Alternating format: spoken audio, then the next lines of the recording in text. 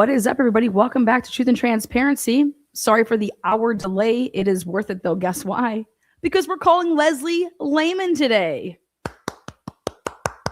And since they are like so many hours behind me, I pushed back the live so I can get to the right point in the storytelling, because this is a story. In the storytelling that we're going to dial her up and we're going to ask her some questions. I'm going to ask to see if I can get an interview with her. It's for multiple reasons. Leslie Lehman is a big character in another story I'm telling. It's the Dr. Drake, Dr. Moore, chiropractor next door story. And Leslie Lehman played a big role in that story. Leslie Lehman interviewed Peter here. Leslie Lehman, by the way, because I was so just outraged last night, I took myself to the shrine and I prayed. I prayed for these fuckers because I couldn't imagine getting up every single day and being them. I think I must have said fuck 76 times. I encourage you guys to go count how many times I said the word fuck yesterday. Whoever gets it right, I'm going to give you guys a $50 gift card to a strip joint. Okay. When I say a strip joint, I'm talking about a steak strip, steaks. You guys can get your heads out of the gutters about them strippers. But whoever can get the amount of times that I said fuck on my podcast last night, I want to reward you. For every fuck that I said, actually, we'll just make it $1. Okay. Okay. Now, this is not closest to, without going over, this is not The Price is Right. You got to be on the money because it matters to be right. It matters to be good. We do not accept mediocre here. Okay. You can go find the mediocre podcast somewhere else, but that's not my podcast. So again, welcome to Truth and Transparency. Today's episode is Idaho4, Peter's interview, Take2, and Payne's training records. I'm going to release those. We've been working diligently behind the scenes. And when I say behind the scenes, it's just what it means is that we're not out here live showing you every single thing that we're doing. But while I'm at the golf course, if you guys can see my bright orange here, I wore always bright colors when I played. It's like you can't miss Lana walking down the fairway or in the woods. There she is. She's wearing bright everything. So I had to get my frustration out. And so I went to the driving range. I went to the shrine. I went to the driving range. And I still feel like I need a pound. So I'm going to show you guys some Turtle Boy clips today because it makes me feel a lot better about myself. I'm going to show you some clips from Jessica Machado. I'm going to show you guys some clips from Will the Glare and the implosion that's going on over there. It's Wednesday, right? I think it is. And it's the middle of Gay Pride Week. And I just loved the gayness that I saw yesterday on Will and Turtle Boy's feed. So I'm going to give them the gay award of the day. Tomorrow night, we're going to do a drag show. If I can get permission to live stream in there, I'm going to live stream for a little bit. I want you guys to see a drag show if you want to see one. I know the owner, so I feel comfortable asking, but I don't know. I just don't know if I'm going to be allowed to, but if anybody can, I know that it would be me. I got the inside track line, right? So it's the owner. So, okay. Last night, we played Peter's interview. And I had a really hard time with Peter's interview because it was so bad. And not because of Peter. Peter wasn't bad at all. You can't give answers to questions that you're not asked. You can't get information if you don't ask the questions. And if the Idaho State Police wants to continue to employ the worst functioning adults to do their investigating, then their investigations will continue to be shit. That's just a fact. Okay, it's cause and effect. So Idaho State Police are one of the most cheapest paid cops around. I think we know why. I think we know why now. Peter we're looking into Peter's background with his parents, it seems like Leslie Lehman and Peter's family like know each other. Leslie Lehman started crying at the end of this interview. By the way, interview 2 is going to drop tonight. So he was interviewed on November 18th, 2022, 5 days later. And he must have amnesia a little bit because he couldn't remember anything. And then he was interviewed again on December 5th. Now, December 5th is a big day for me. I think it's December 5th. It was that first week of December. December is a big day for me because in this case, I feel like something significant happened. And I believe that without a doubt, they knew Brian Culver's name by then. I believe that they knew Brian Culver's name in November. I know that they had his name on a bunch of different forms because they did queries, but there was also a bunch of other people's names on those forms. And when I say forms, I'm talking like printouts. Like if I was to type in, hey, give me everybody that's staying on campus in the grad apartments that said that they weren't leaving, because we had them fill out a questionnaire if they were leaving or not. Boom, print, it's coming out. And so Don Daniels had his name on November 21st because of that. We're looking into seeing if they did that every single year for Thanksgiving. I remember back in college when I lived in a dorm for 1 year, they told us that our rooms were not secure in the fact that people are going to be coming into your rooms and they will start unplugging things if you didn't unplug them. You needed to unplug. You weren't to do certain things, like nothing could be plugged in. They did a lot more. Like for Thanksgiving, it was very minimal. That Christmas break where we were out for like 3 or 4 weeks, oh hell, like you couldn't have your mini fridges and shit plugged in. They didn't want any. They didn't want obviously certain things to happen. Plus, when it was cold, so freezing pipes, stuff like that, whatever. But they most certainly came into our rooms and had free reign. It was kind of the same thing with what Brian went through that I remember going through with college my first year, and that they could just like come in there and they could just, they had their own key. It's really not truly my apartment. It's like campus property apartment. So anyways, they had Brian's name, and I'm just curious if it's one thing for the campus to have your name, but why would it get sent out to the police? I've never understood that. Like, here, I got to get this out to the police. I understand that the campus, their maintenance people, blah, blah, blah, need to have whatever. Sure. But giving it to the police, I want to know if that was something that happened in the years previous. And if it didn't, then that's just another thing that goes in the column of why. Like just an anomaly. Like it's just like, what the hell? Why that year? Okay, so I'm gonna press play here. I'm a lot calmer. I went to the driving range to hit some balls. Is that correct? Yeah. Okay. Yeah, that's correct. Okay. Tell me about that. How often did you speak to Ethan? How often were you with Ethan? I spoke to Ethan every day, multiple times a day. He was in my apartment, I don't know, four days out of the week, just hanging out. And it doesn't make any sense to me because he's not the type of guy that has any enemies, and I don't understand. He didn't have any sort of beef with anyone. So okay. Yeah. Okay, so when Peter gave that answer, he wasn't prompted. He just continued to talk about, Ethan's over at my apartment, 4 days a week, which makes sense to me because Ethan does not have his apartment there anymore. So he's going to be either at his brother's, his perfect sense. They're playing video games. They're doing what I remember the guys that lived next door to me when I was in a dorm. They were always playing video games. Always, like every single day. One of those dudes, it was just 2 people though. One of them, I swear to God, was playing a video game at like all hours. It didn't matter.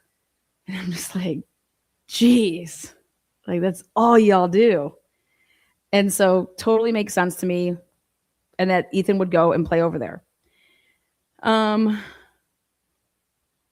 He talks to him often. Okay. So what doesn't make sense to me is that when you're parting ways with like your people say goodbye. Like it's not till you get older where you start doing that whole Irish goodbye thing because you just don't like, you don't want to catch any shit. So I'm just going to kind of like dip out. That doesn't happen. You don't start realizing that stuff until you're like a little bit older in life, I feel like. So for me, for Ethan and Xana to just not like say goodbye, that they were leaving, especially if he thought they were going with them to a different fraternity. Like what happened that they decided not to go? That never gets questioned. It's just like, it's accepted for him to just be like, I don't know. They were going to go and then they didn't, but I don't know why they didn't. I had to ask around. This is the other thing. Why would you need to ask people if they were there? It's almost like, did you not go there? Because you have to ask these other people at the different fraternity. Like, did you see them? And then you can also say that's because that he was really intoxicated and like, dude, I fucking don't remember shit because I was that hammered. Kind of, if you could think back for me with Xana, same questions there. Can you think of anybody that she was having issues with? No, that's the huge confusing part about it. They were both super happy people, didn't like any drama. Okay. And yeah, and I had known Xana since my freshman year now. Okay. Yeah. Has she ever spoken about somebody around her apartment that was troubling her? Okay. Let me think. Right there. That's weird to me. I don't care what anybody says. For him to say, let me think. He didn't say any of that with Ethan. There was none of this, let me think about Ethan. Is there anything bothering Ethan? Does anybody have any beef with Ethan? Like it was. So is this more of like how he is? Or is he more like how he was with Ethan, talking about Ethan and saying that he didn't have to say, let me think? Like, what do you mean, let me think? Let me think. And then Leslie got all excited because she thought that she was going to get something. So she grabs a little piece of paper and she starts writing. Listen to this.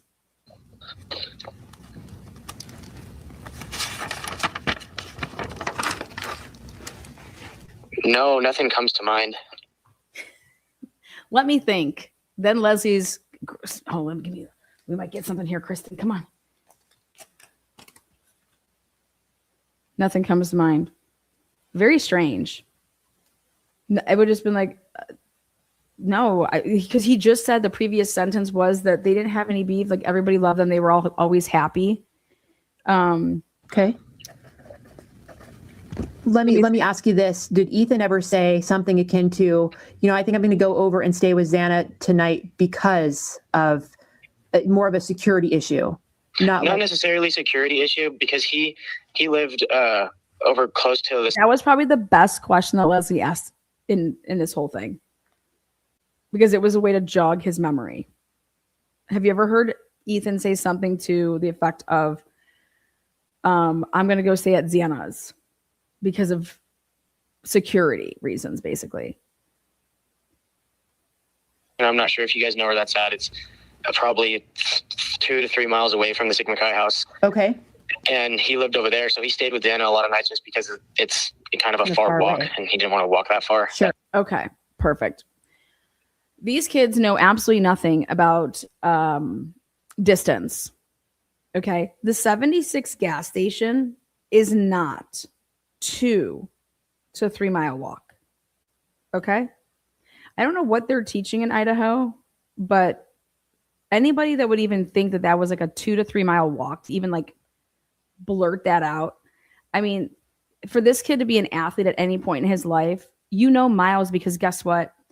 You're asked to like run miles in terms of like, because you have to be clocked to see how fast you can run a mile and stuff like that. All sports does that, even if it's like a volleyball. Like, why do you have to clock me in the mile? How stupid, right? Anyways, for him to think that the 76 gas station is 2 to 3 miles away, think about that. When we've heard is that Pullman is 7 to 8 miles down the road. You guys. Then the next thing is that why would Ethan be walking anywhere when their family has 2 vehicles on campus? Okay. Why does there have to be an excuse as to why he would stay at Xana's? Like, when anybody's trying to make an excuse for something without there even needing to be one, oh, the reason he would stay at Xana's is because he didn't want to walk that far to his place. No, he wants to stay at Xana's so he can fuck his girlfriend. I mean, come on. You don't even have to talk about that. No shit, he would stay over there, or she could stay at his place.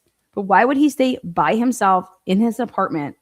That the only reason he basically I'm telling you, his mom and dad are not idiots. You would want your son to have a place. I bet you there was maybe even some talk of him moving into 1122 King Road and maybe having one of those, bedrooms. But then what if you guys break up and then it's a big mess? Okay. No, you're going to, usually financial aid comes through with that stuff too, because you're excited to, right, that you need all this extra money and then you get this check each month and it's usually way more than, you need to pay for stuff. And then that's what you have in your pocket.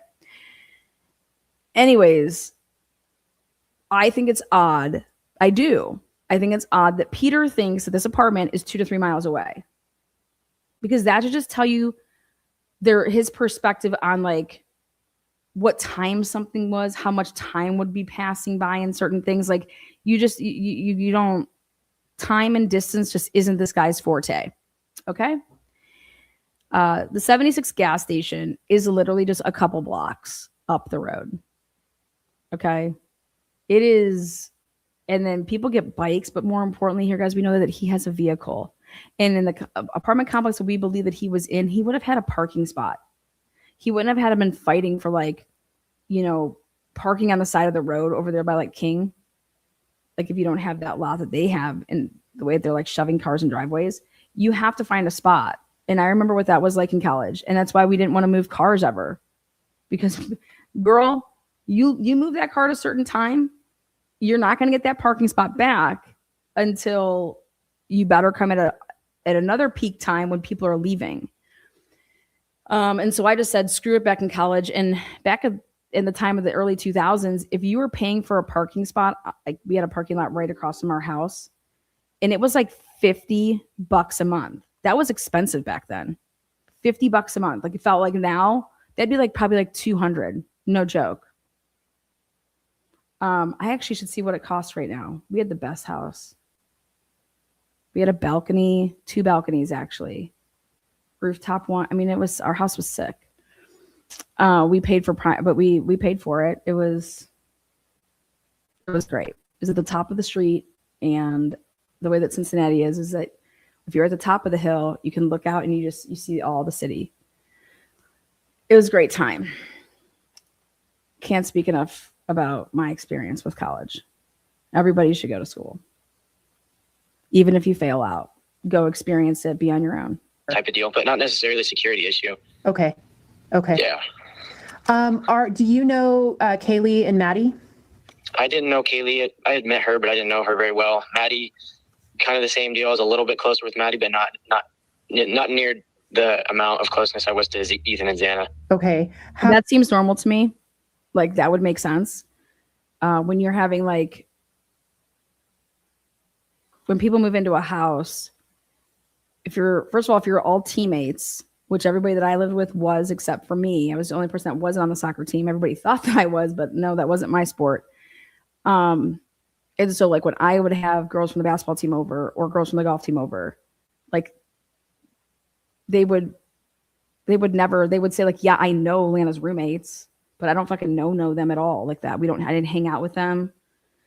Even if we were at Lana's house doing whatever, like I still wasn't like, I mean, we would talk in passing and stuff like that, but I don't know shit about them. Like that's how my teammates would have talked about my roommates. Like there's not a doubt in my mind. How he is talking is totally normal to me. How about? No, I didn't. I mean, obviously we were acquaintances, sure, but we weren't close at all. Okay. And Okay. Right there, the names that are getting blanked out there are Bethany or Dylan. Okay? Because we know that that's what they're doing. They're leaving the surviving roommates' names out of it. So he was just asked about Dylan or Bethany. Okay. And I was a little bit closer with, but what sounds like to me he's saying is I was a little bit closer with Bethany. I hear like the b coming, not the d coming. I don't feel the D coming on. How about you guys? I hear the b, and that's, not to the. I was a little bit closer with, but not to the extent I was with Ethan and Xana, if that makes any sense. okay.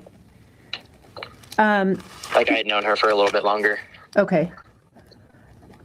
than Maddie and Kaylee. Okay. So right there, even he's saying that he knew either or Dylan longer than he knew Kaylee or Maddie. Again, which makes sense because of the sorority house that Bethany and Dylan are associated with, which was Xana's. Murky says Ethan allegedly had plans to move back to Sigma house. His friend, forgot the name, but short African American, said DJ, said it at Memorial last time they spoke. Yeah, and we're going to get into his. His is coming. His interview is coming, and that's DJ. When was the last time you were over at the 1122 King Street address? I was there Friday. Okay. Tell me about that. It was fine, just normal. We were in the apartment playing.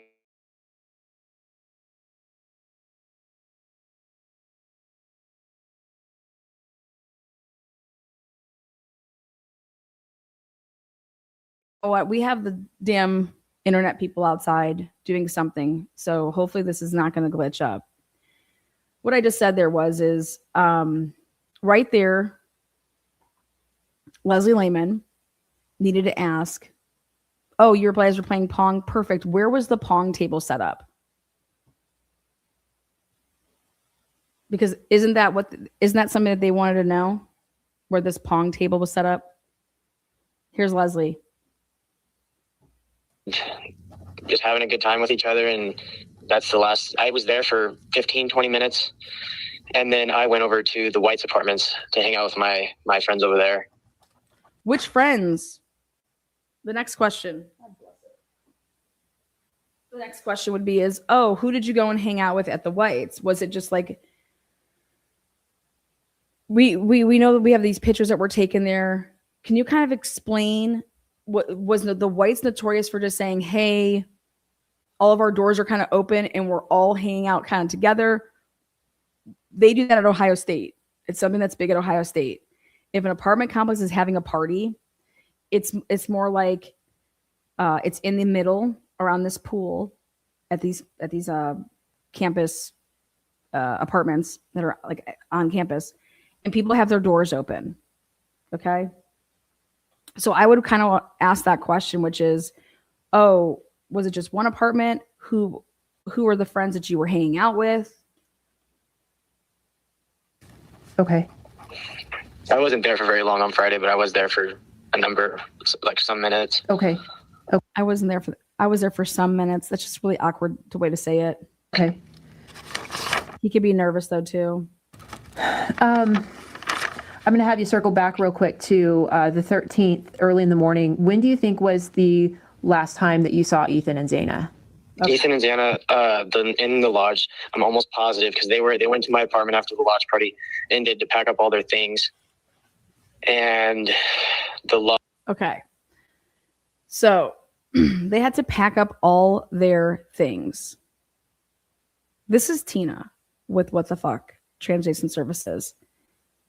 I've never gone to parties where it's been like a production for me to like gather my things to leave a party in college.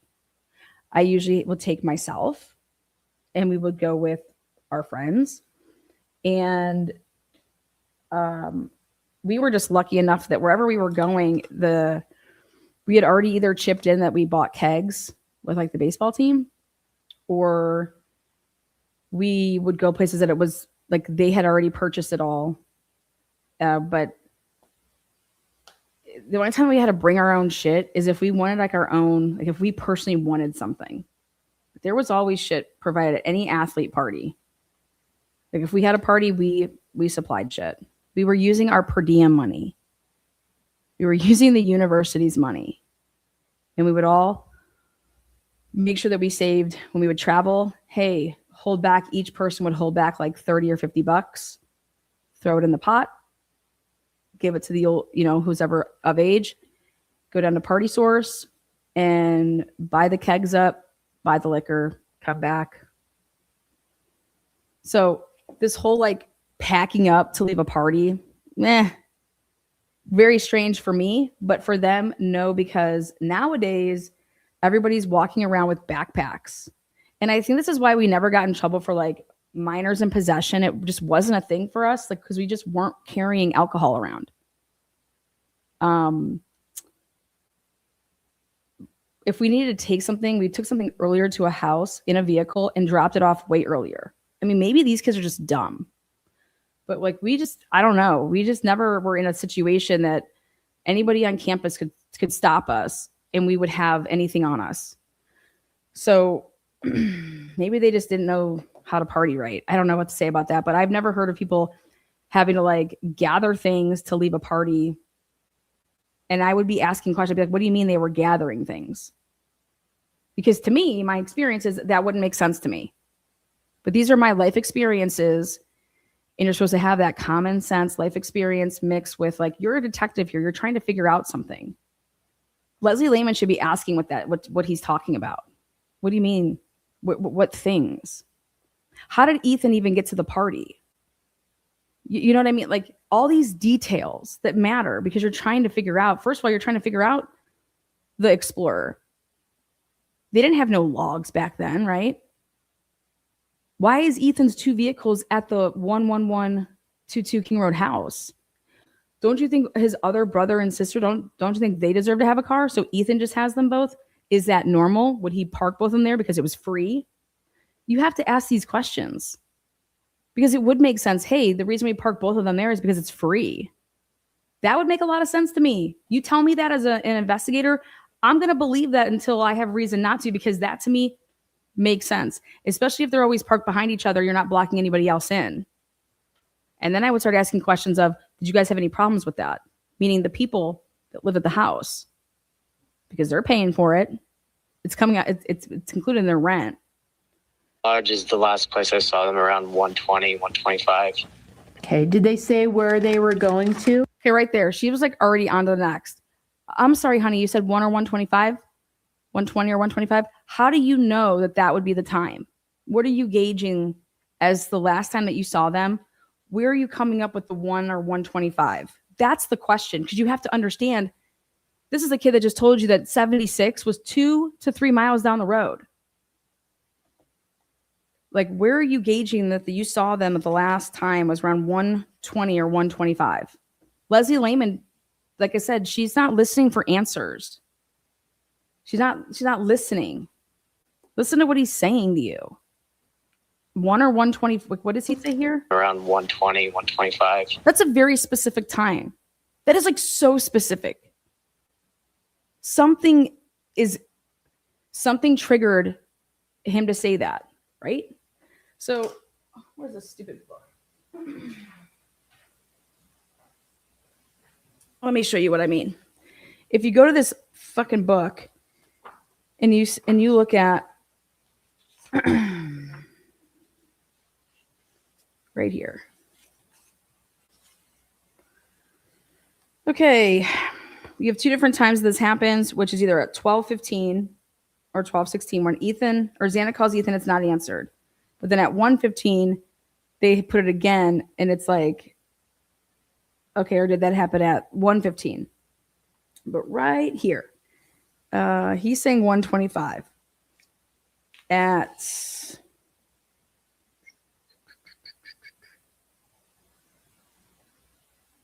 1:16, Xana calls Ethan, not answered. At 1:38, there's a picture taken from Xana's phone. We have no idea who took the picture, though, and what was the picture of. And then go even back further than that. Let's go back to the 12 o'clock time. And it's Dylan sees Xana for the last time at Allie's. Xana is holding a White Claw. And homegirl, Dylan, is the one that puts her there. Then 10 minutes later, Bethany is putting Bethany is putting Xana with Ethan without Peter in his room in the apartment. Okay. So he's saying the last time that he saw Ethan and Xana was in the lodge, not in his apartment. And now listen to this. Now you have Bethany over here, who she gave her account first because it was on the 16th. And Bethany is saying almost the identical description, but just wording it differently, that she saw Xana and Ethan, but and that was though at 12, she said 12:20. See, Bethany takes a photo of a girl. Ethan called. Okay. Bethany sees Xana and Ethan in Peter's apartment before leaving. And that's at 12:17. And all she says was that it was after that, basically. And then at 12:20, 12:20, we have a text from Xana to Pistol Pete, "You good?" Now, if he's actually in Boise, that 12:20 would look like it happened at 1:20. And that's the most important thing. So what he is gauging this, the last time I saw them in the lodge, he has the time wrong because he's looking at his phone when he was back at his hometown. And I believe that it makes sense that it'd be on Boise time. That's why he's saying 1:20, 1:25.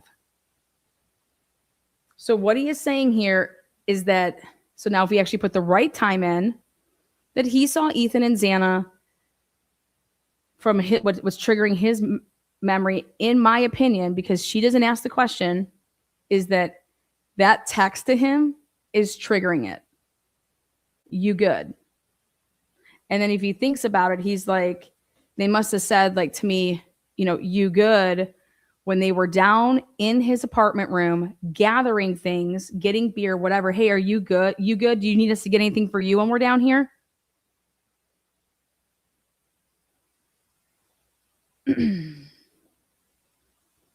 And then he never saw them again. So it's not at 1:20 or 1:25. It's at 12:20, which is what I'm talking about.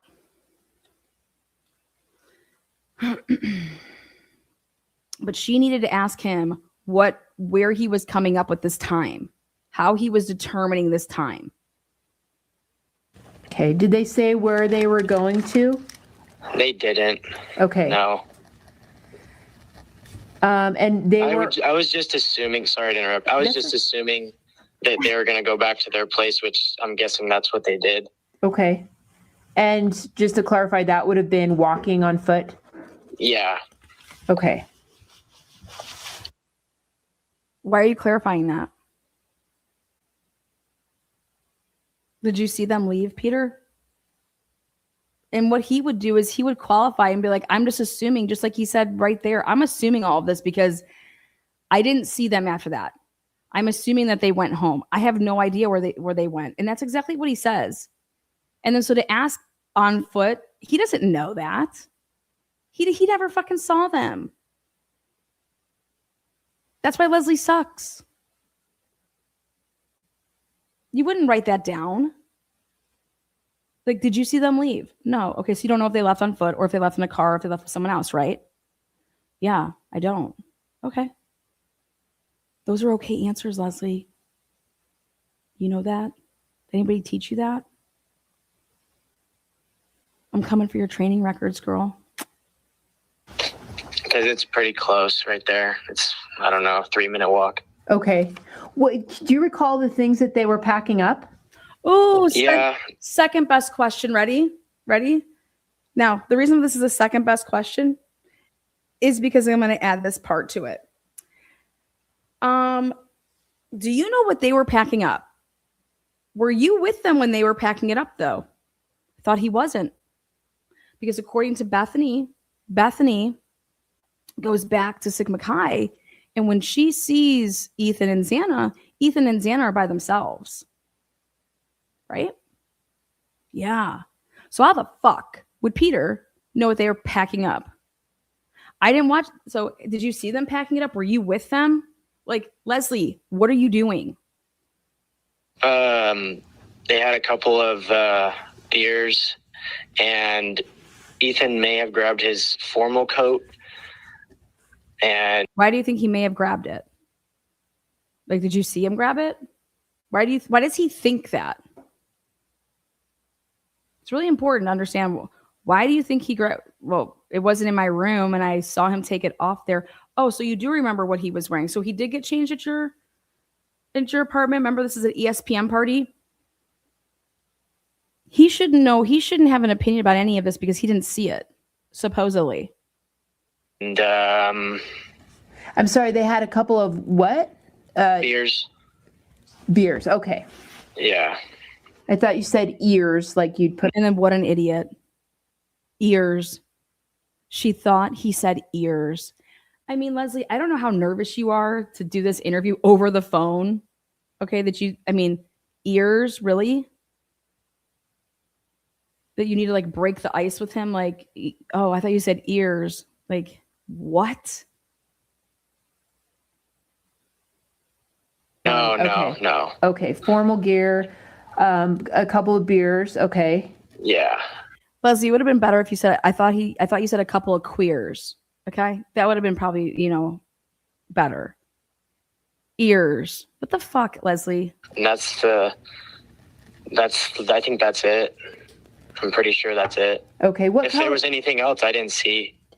Okay. If there was, okay. What color was the formal? I didn't see. Love it. He's qualifying his answers. They're like, I didn't see. Oh, so when did they go back to grab this stuff? Right? I mean, what do you mean? He's just telling you he didn't see it.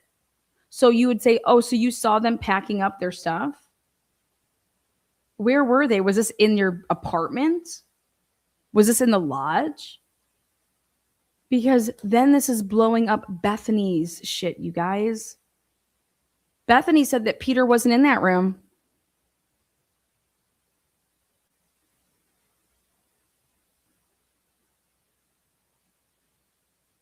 Coat that he. Black. Okay. You remember that he had a black coat Go on? ahead, Kristen. If I didn't tell you, I'm here with Trooper Kristen Noah. Okay. Go ahead. Did they have a backpack or did Xana have a purse that they were putting these items into? I think that Xana had a bag, but I'm not 100% positive. Okay. Okay. Would you know what that generally would look like if it was like a common bag that she carried around all the time, or if it was just anything standard? I don't. Okay. I'm sorry. Okay. In college, we kind of go through backpacks really quickly. Sure. You tend to lose them or they break.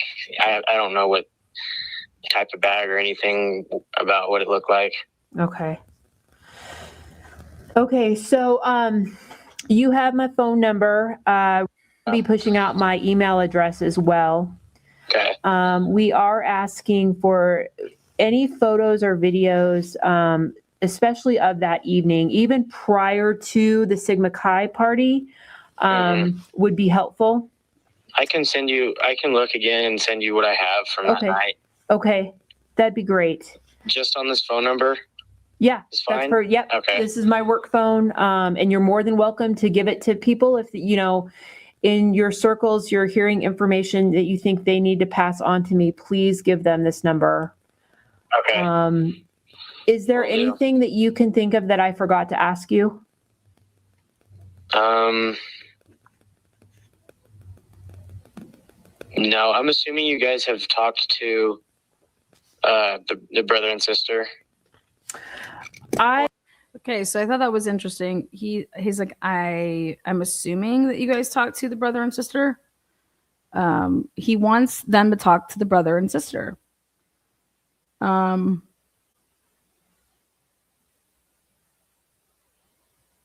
the question was, is there anything that I forgot to ask you?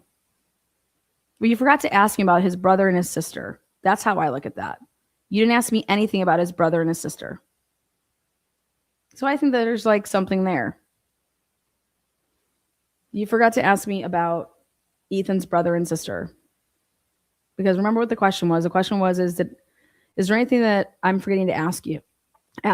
This is what detectives will do. And sometimes people will fall for it if they want somebody, like, it's like that only the killer would know type thing. Yeah, you didn't ask me about this, right? And it's like, well, why do you think I should be asking you about that? Or how do you even know about that? Shit like that. So here for me, Peter is kind of surprised that Leslie didn't ask about his sister or his brother. That's how I see that. I personally have not. We have quite an extensive team, and there are other agents who are. What Leslie should have said is, okay, well, were they with you guys that night? Let's talk about his brother and his sister a little bit. How do you know them well? Were they there? What's their relationship like? I mean, isn't this a crime of like they're considering it passion or personal? But this is Leslie Lehman though. So we can expect kindergarten work. Okay? Assigned to that because those would be in person. And again, I listen to her making excuses. Have not. We have quite an extensive team, and there are other agents who are assigned to that because those would be in person. And again, I apologize. She basically says that, and this is just crazy. This is her just word salad, but this is her like nervousness. This is her just sucking. She's awful. What do you mean those interviews would be in person and somebody like a Peter wouldn't be, Leslie? For you to even utter those words is embarrassing. Peter is the last person to see Xana and Ethan alive. And right now, the information he's providing to you is clashing with one of the surviving roommates. Okay, Les, Big Les. For having to reach out to you over the phone. This is something I do not prefer to do. And that's not true either. Okay. She made a ton of phone calls in the Dr. Drake, Dr. Moore case, but guess what she didn't do? She didn't record any of them. Or if she did, she buried them. And then she would write a report. And then she gets to say whatever happened in the interview. Me and Isaac Funderburg have had lots of talks about this. When he told me that how many times that he was talked to, I said, well, would you believe it that they only have you recorded the first time right outside of the chiropractic office, kind of, at like 8 or 9 o'clock at night on that body camera. And I said, and then the next morning, not morning, but the next, like around like 1 o'clock in the afternoon when they came to your apartment. And then that's it. And then you did a lineup where they had you and they recorded you with one of your babies. And he's like, that's impossible. Isaac Funderburg, who's a big eyewitness in this other murder case that Leslie did. He's like, I talk to them all the time. And they were getting frustrated with me because it was like, I don't know if I wasn't giving them what they wanted to hear or whatever, but the person that I saw was not Dr. Moore. The person I saw was dark complected. I gave them exactly the, description. And they were trying to tell me they didn't believe me because I didn't call 911 right away. And I said, excuse me? And I said, well, there was a call with Leslie Lehman over the phone.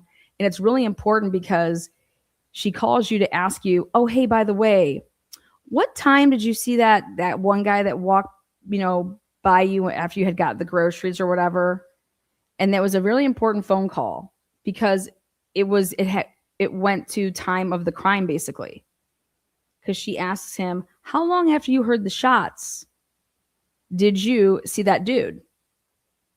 Like not the guy that was right after the shots, but the guy after you left and you came back from the store. How long are you talking to that man, Stephen Hartman, in the street, on the sidewalk? from the shots. And he said, that wasn't recorded. I said, no, but she wrote a report. And he's like, wait, what? And I was like, yeah, so how long do you think that was? He's like, oh God. He said, I had already went to the store and back. He said, that was a good while. I said, well, what if I told you that you talked to that guy at 7:32 p.m.? He said, oh God, then yeah, that'd be like, how, like, whoa, like what? 30 minutes before then? I said, that's what I thought. Guess what she wrote in her report? And why this mattered is because Jennifer Drake said that the gunshots happened at 7:26. And I said, you would never say 30 minutes if it was something like, he's like 6 minutes. He's like, yeah, no. I said, that's what I thought. And I said, can I get your phone records? He said, yeah, you can get my phone records. He's like, they don't have my phone records? I said, no, don't you think that's crazy? He said, they don't have my phone records? I said, they didn't even ask you to take your phone and to download it, did they? He said, they don't have he's like blown away by all of this. And I was like, were you with Verizon back then? Because the records will be good for like 10 years. You can go back. So they're still available. And he's like, yeah. I was like, how dark was it outside when the shots happened? He said, it wasn't dark. I was like, you could tell. He's like, yeah, it wasn't dark. I mean, it was getting there, but it wasn't dark. And I said, yeah, that's what I thought. And I said, so do you think that you would have told Leslie Lehman? He's like, I just can't believe that wasn't recorded. He's like, I talked to them like 8 to 10 times. I said, 8 to 10 times? He's like, yes. And I said, they have you recorded 3 times. 3. That's it. That's all we have. He said, wow. He couldn't believe it. And so when you apply that to this case with the same people doing the investigation and doing their shitty ass work that they're doing, it's like, Peter, how many times were you talked to by Leslie? I could see him saying, oh my God, a bunch. Well, we have her recording you one time because we don't know what the 12/5/2022 recording is going to, show. But these people just suck at their jobs. And then you have to ask the next question, which is, and are they corrupt? And so my disappointment, and don't get this twisted, I love Cyree and I love his wife, but it's like a brother or a sister. I'm disappointed. I'm like so disappointed in what I thought should come from the Idaho4 case to prevent things in the future, because you guys, 4 lives are gone. We can't save them. We can't bring them back. But if we can weed out people that have no business being in law enforcement, if we can, change things here and there to like tweak a better system, but that doesn't happen when people make excuses, because this case had horrible detectives. It had bad actors. It had liars. It had, these type of people shouldn't be in law enforcement. And I had told them that. I had sent things. And I said, if Mike Van Leuven, Leslie Lehman, Gary Tolleson, if these people had anything to do with interviewing or going through data or going through surveillance cameras or making up spreadsheets, I said, I can supply you, because I could talk to these people and I could give them whatever I wanted. They're the ones in a gag order. They can't give me anything. But I most certainly can hit up them and give them whatever the fuck I want. And I said, you had a case 2 years before this case, that if this is brought into the courtroom, which it should be because it's your past work. It's no different than Nicholas Guerrero being talked about how he missed all of the Sandra Birchmore text messages. It's no different. But if they have a practice of not recording interviews, and if they have a practice of not interviewing people by themselves and doing like family interviews and not separating witnesses. Like all of that stuff needs to come out. And then it's going to show to a jury that, you know, you fucked it up in 2020. You didn't learn your lesson to do things differently in 2022. You guys, I struggle with that. And I can say all these things because I have the receipts to back it up. And so I provided this shit to Ann Taylor's emails at the public defender's office, that they have all those emails. And then she switched in the middle. She was private practice. And then I could provide things to whoever the fuck I want. You can do that any day of the week. Okay. They just can't give you anything. That's how the gag, that's how the non-dissemination works. But you can provide them with whatever you want. And if they want to open it and they want to look at it, that's up to them. They don't have to, they're never going to text you back or call you back or email you back and say, hey, I received your fucking email. So people that think that that's ever going to happen to them, if you want us to provide somebody with something, send it through the email chains, say what it is on top, be very, very brief in your body. Nobody has time to read your fucking novels. Say what you're providing them with, and then that's it. And where you got it, and attach your receipts. And if they have any questions, they can contact you. None of that is, you can do that. You can provide that to the prosecutor. And then guess what? When you do provide things to the prosecutor and you do send things in as a quote unquote tip, that's all discoverable by the defense. Meaning, if the prosecutor does not turn that over to the defense team, that's a violation. You have to provide the discovery to, so if you truly want something to get to a defendant and you don't think that maybe your emails are over making it, go send them to the prosecutor. Go send them to the police. They have to turn that over. That's discoverable.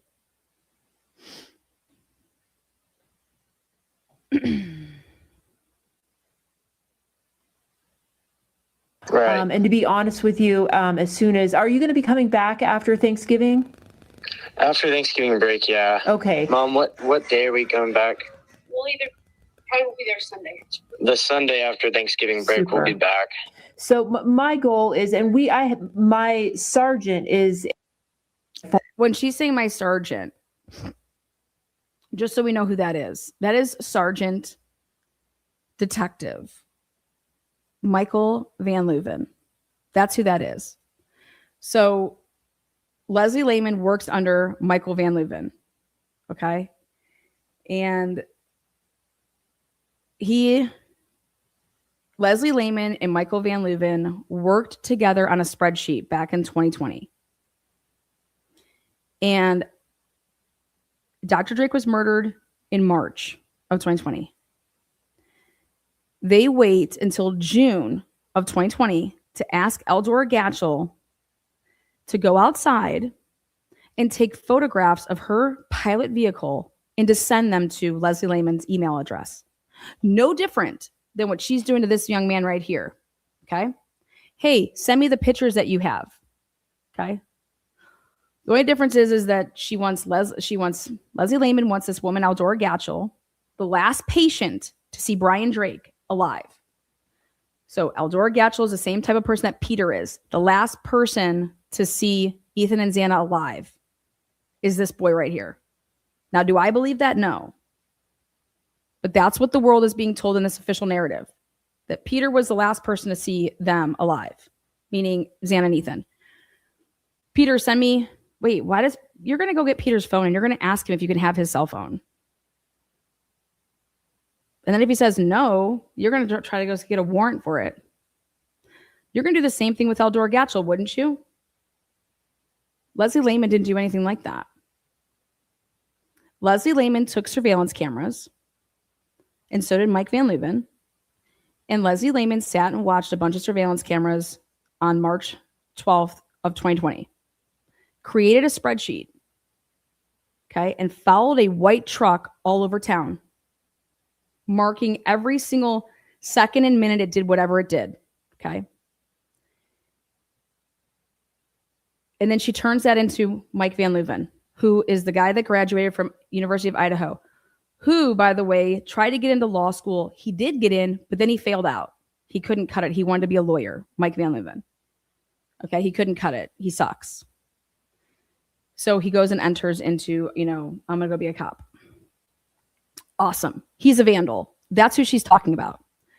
She provides this Excel spreadsheet to Mike Van Leuven back in 2020 in that other case.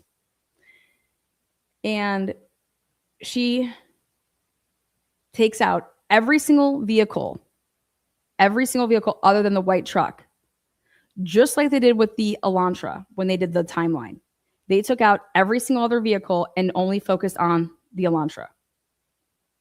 But if you actually focus on all the vehicles that night and you put them in, there can be some other ways to look at the case. No different than if they would have done the same thing in the Drake case. Why are you starting with that white truck? Well, because of what Eldora Gatchel said.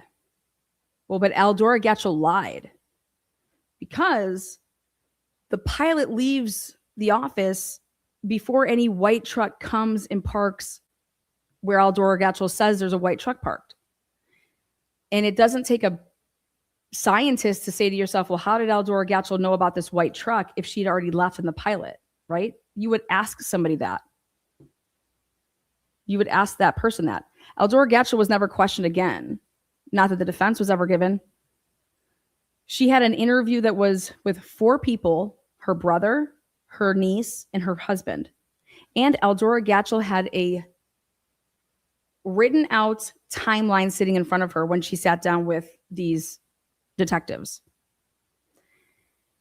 And so Leslie Lehman says, can you please send me a picture of your vehicle and take it from all sides, right side, left side, front, back. Eldora Gatchel does it. And this is in June of 2020. Sends it to her. So then I have Leslie Lehman on the hook saying, once you got the pictures of that and you went and then checked the cameras,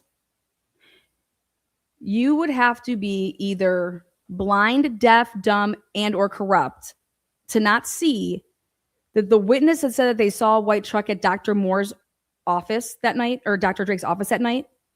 Her pilot that she sent you, that you were able to locate, left before the white truck ever arrived to block her, like she says.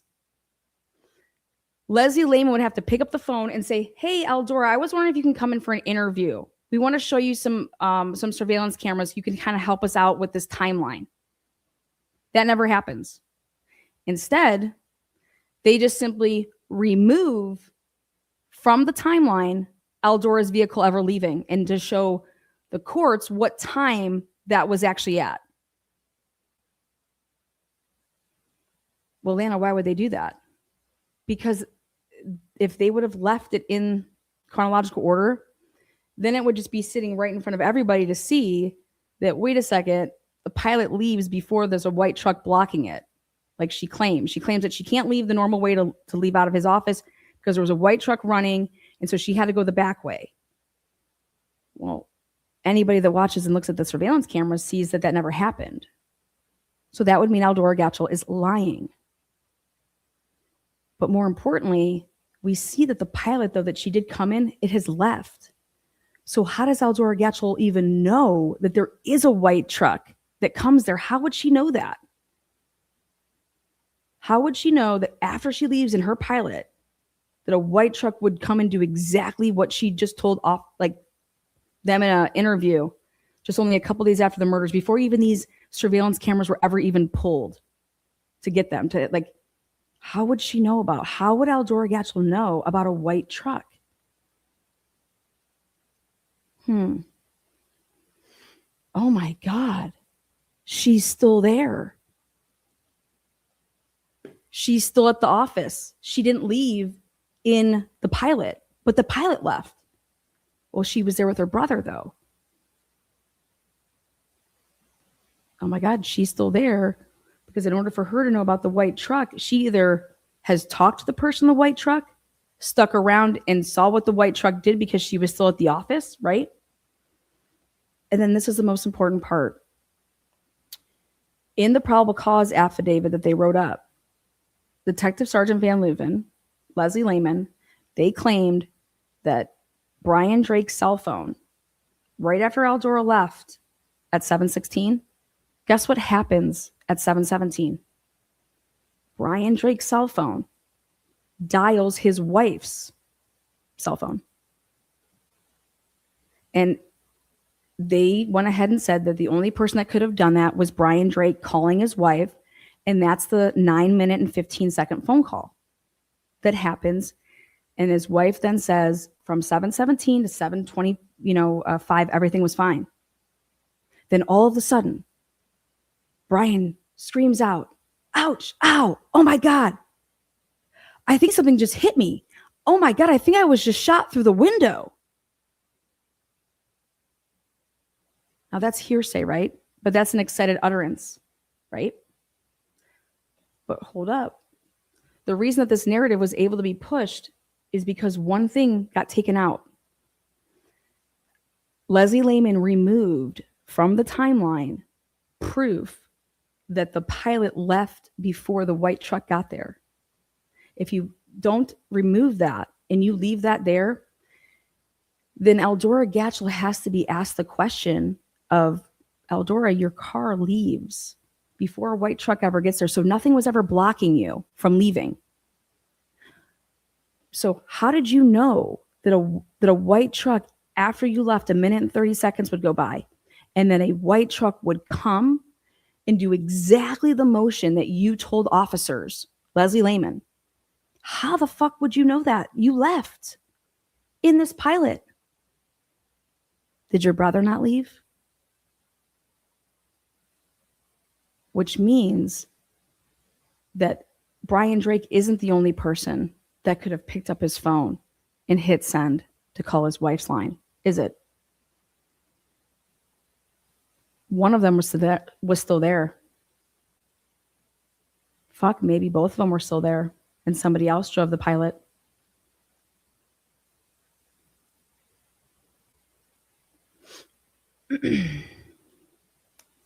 Bottom line is it was Leslie Lehman who created the spreadsheet, who took out the information that was known so that this woman's version of events could be uncontested, right? Even though her own version of events is contested by her own surveillance footage. But Leslie Lehman takes that out. Leslie. And then Van Leuven endorses it. And this is what I sent Cy Ray and Ann Taylor to say, this is not this is not systematic failure. This is cops knowingly doing an act that I define as corruption, okay? They're doing something on purpose to change the narrative or to uphold a narrative. And that's human. Humans did that. And these same humans are all up in the Idaho4 case. And you want to talk about going to trial and showing what I just mentioned right here to a jury?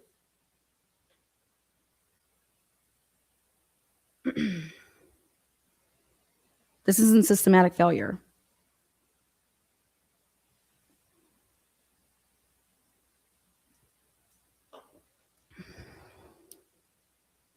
So, do I believe that Leslie Lehman had called this boy and talked to him prior to her second call when she recorded it? Abso-fucking-lutely. Abso-fucking-lutely. Because if this is the first time that anybody has called to talk to this man, it sure the fuck doesn't sound like it. Let's listen to the end. Former alumni here. Oh, wow. So our goal is to come in. We just need to lay eyes on you guys. So yeah I'm really sorry. If there's anything you guys need, please reach out. I know. Out of the blue, Leslie Lehman does and pulls an Oscar-winning award here, or attempts to, and all of a sudden her mentioning the fact that, hey, we normally don't do this and we don't normally talk to you guys over the phone, which is a lie. We got my sergeant, he wants us to come in and lay eyes on you guys. And then boom, Leslie starts crying. Listen to her.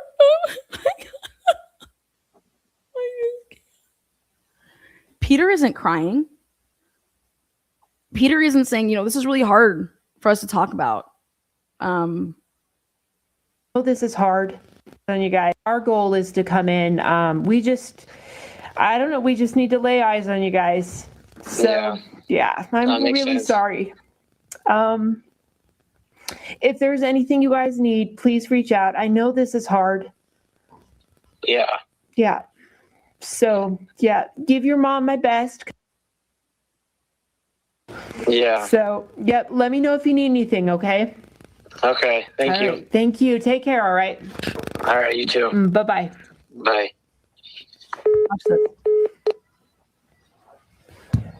And we end that at 11:40. And we end that at 11:40. Yeah. Woo! Go get him, Leslie.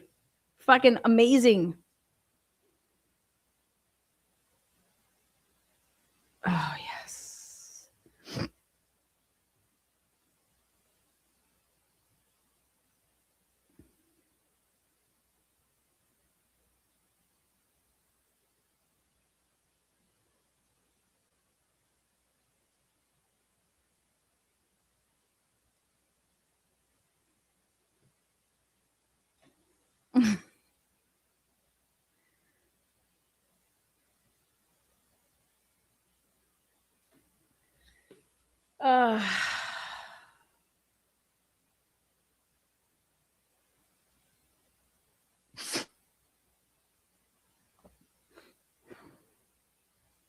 Do you guys want to hear Leslie Lehman call up Eldora Gatchel and ask her about her car?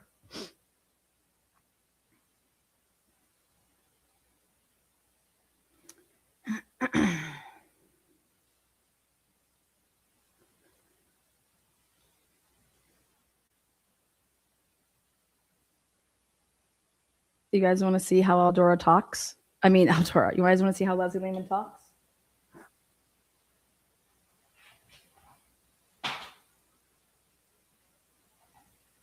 Let me plug in this hard drive.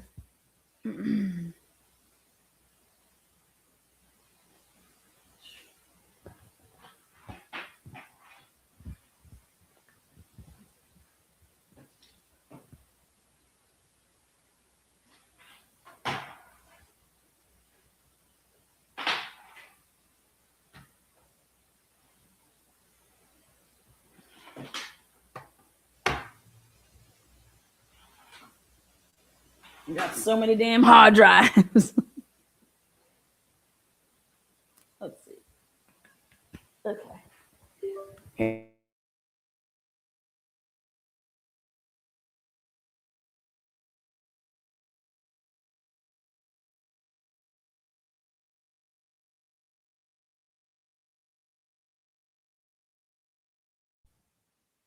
Okay, can you guys still hear me?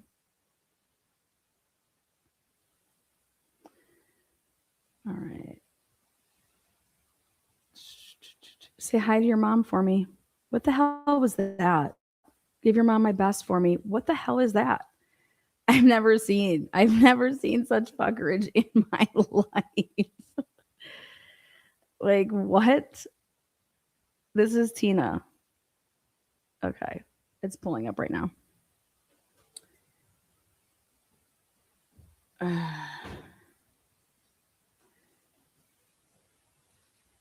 I don't want that. I just want that.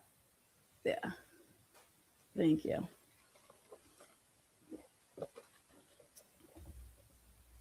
Okay.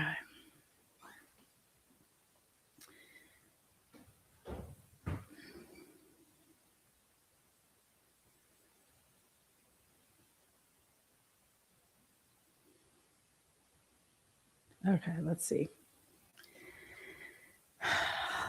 Just give your mom my best. I'll be over to scissor later. Okay, thanks.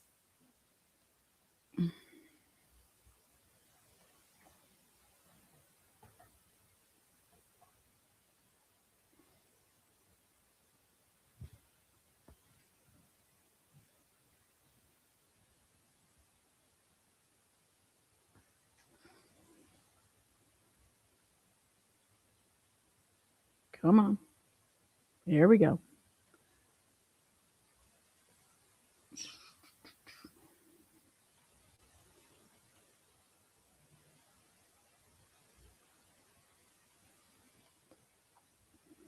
Give your mom my best. Like what? Does she work at the college? You know, while we're waiting for this to load up, pull up Brett Payne's records. By the way, me and Pavarotti are going live this Friday at 1 p.m. We decided on 1 p.m. this Friday. And so I'll put up a thumbnail and you guys can click on that and stuff.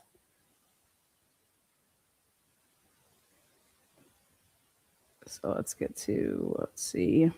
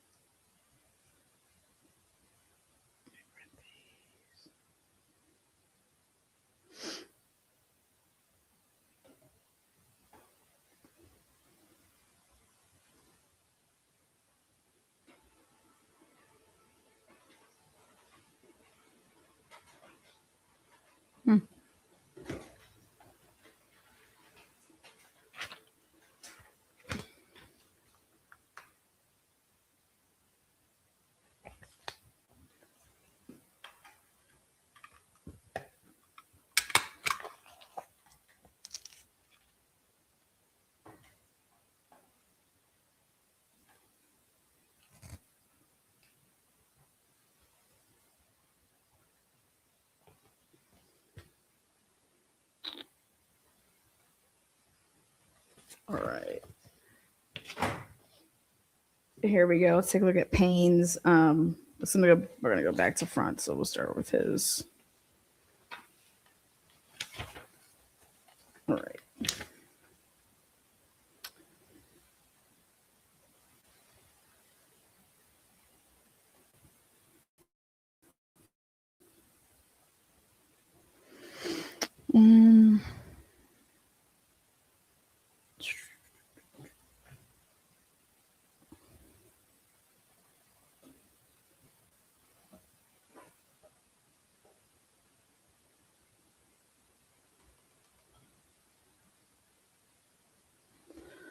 Okay. Oopsies. There we go. There we go.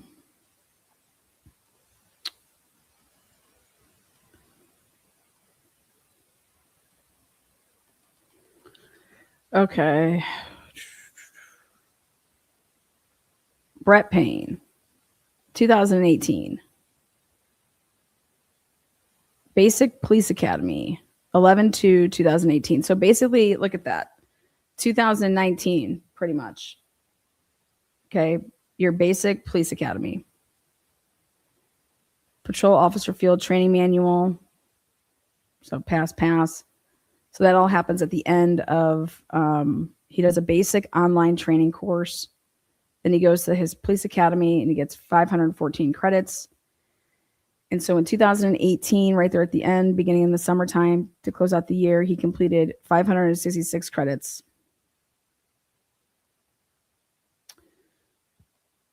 Brett Payne then, a whole half of a year will go by and he takes his new, Moscow 2019 new law updates. So it's legal and liability. He does that for 2 credits. Then Moscow carrying weapons under a Idaho law. That was in the fall of 2019. Then the Lewiston Crisis Intervention Training.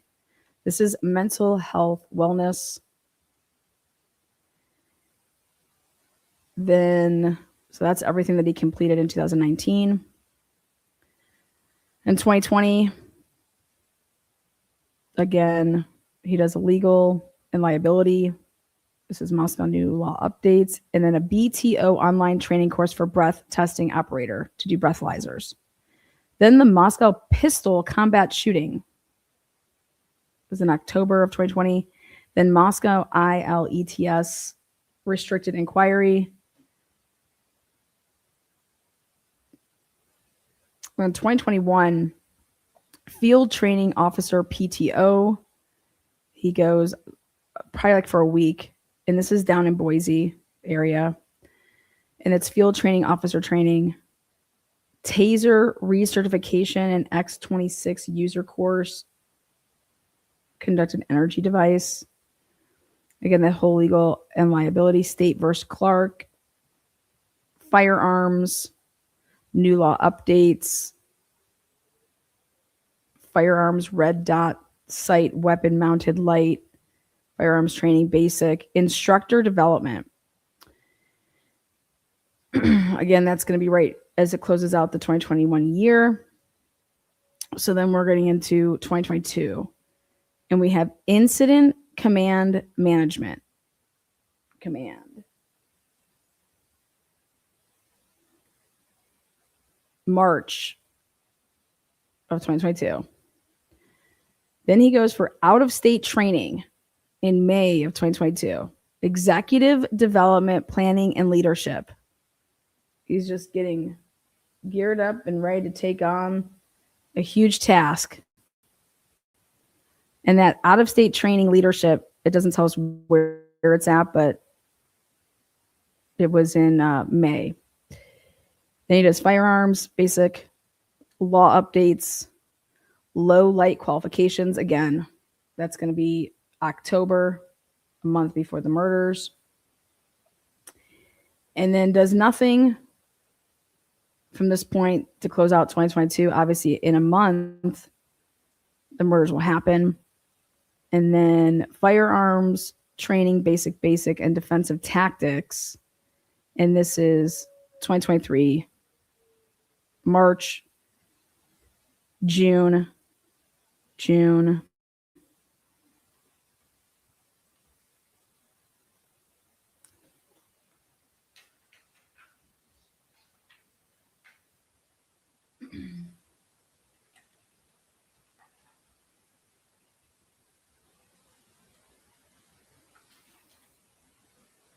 And then 2024.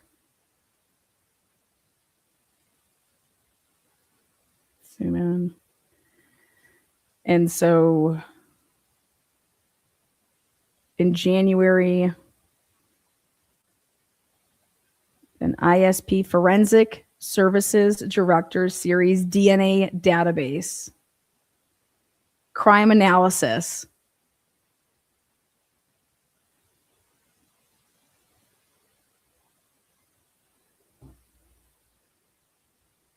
Firearms training, advanced latent print and crime scene training.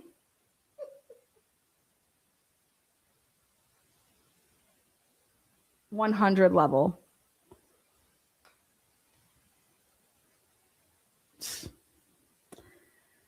Then evidence collection. Beyond tag it and bag it, top to bottom documentation. He documented the whole scene wrong. Remember? Well, there you go. Stellar. And then legal and liability, 200 level courses there. And here you go, Brett Payne. He was hired. Let's show you here. So in case anybody truly wants to know what Officer Payne is really doing, his Moscow Police Department, he was hired for patrol in 2018. Okay. Resigned. He resigned. Okay. He resigned in May.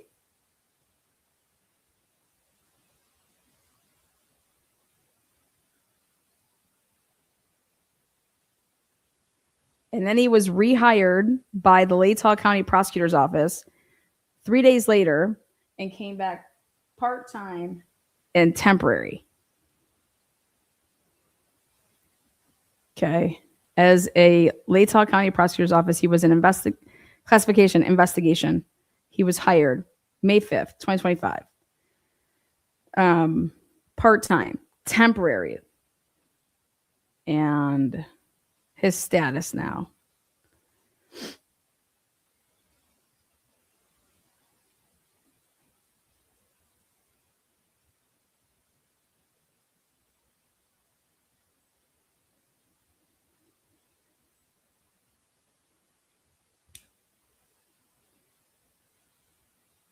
Advanced Peace Officer.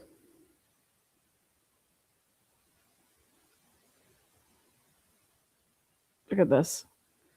1 year, 43 days.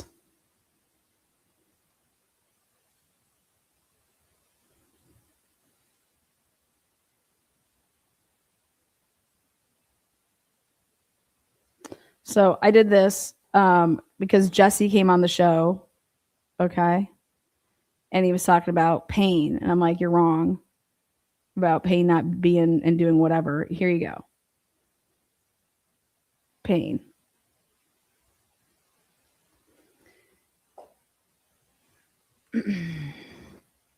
So whatever he does with the university and all that crap, he's definitely still one of the boys over there in Moscow.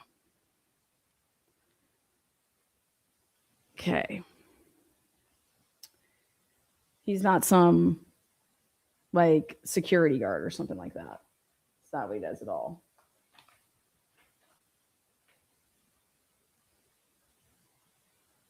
He is right there with the good old boys, with Coomer Scott Green, and right there in the prosecutor's office, right with Billy, Ashley.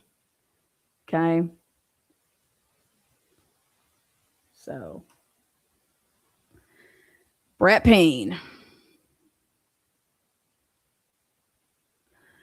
Okay, let's see.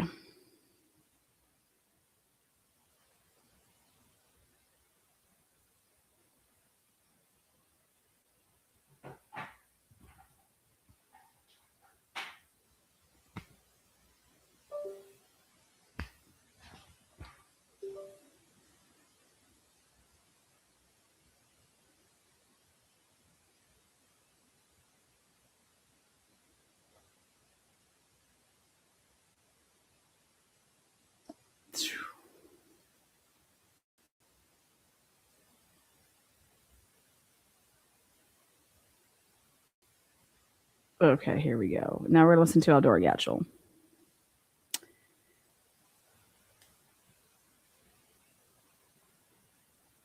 Oh.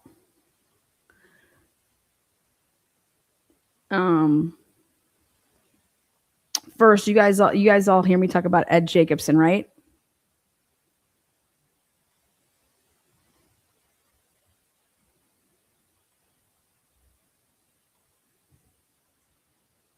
Let's see if you can hear this.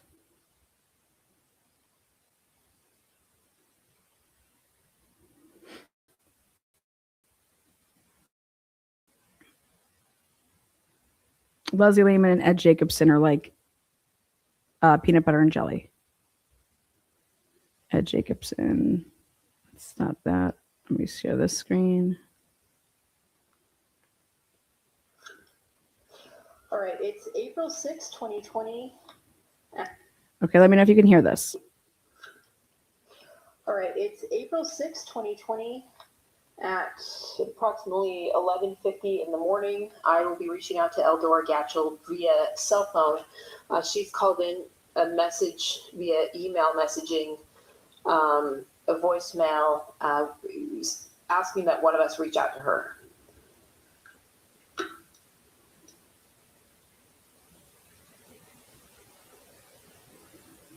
I'm going to go ahead and play that message before. Hi, this is for Leslie. This is Eldora Gatchel from Naples. I just wanted to share something with you. So anytime you're able to call me back. I left a message with Richard as well. Anyway, you have my number, 208. I think the correct number, as was recorded on the voicemail line, is 30. Good morning. Good morning. Is this Eldora? Yes, hi. Hi. How are you doing? I'm good. Good. I'm glad you got my message. I did. We're kind of spread out here today at our office, but yeah, I've just checked the voicemail and email there and saw that your message came in. How can I help you? Well, I don't know that this is anything, and I've kind of flip-flopped back and forth about calling. But I thought, well, you can determine whether you need it or not. But I think it was last week I got a phone call from this number. I thought I'd just give you this number. Okay. 810-201. Got this message. It was the day after we had all that heavy rain here. Okay. Naples. So that's all it was. And it was the day after. That was just the sound of heavy rain. And so when I got this message, it was the day after we had all that heavy rain here.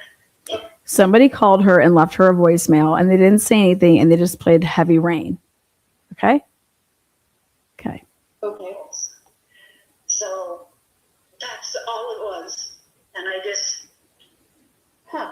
Okay. So I just wanted to throw that your way. I don't know if that's anything. Okay. Are you saving that on your cell phone? Yeah, it's Okay. still, what I did was I loaded it on my computer. So Okay. if you wanted me to email it to you, I could. Okay.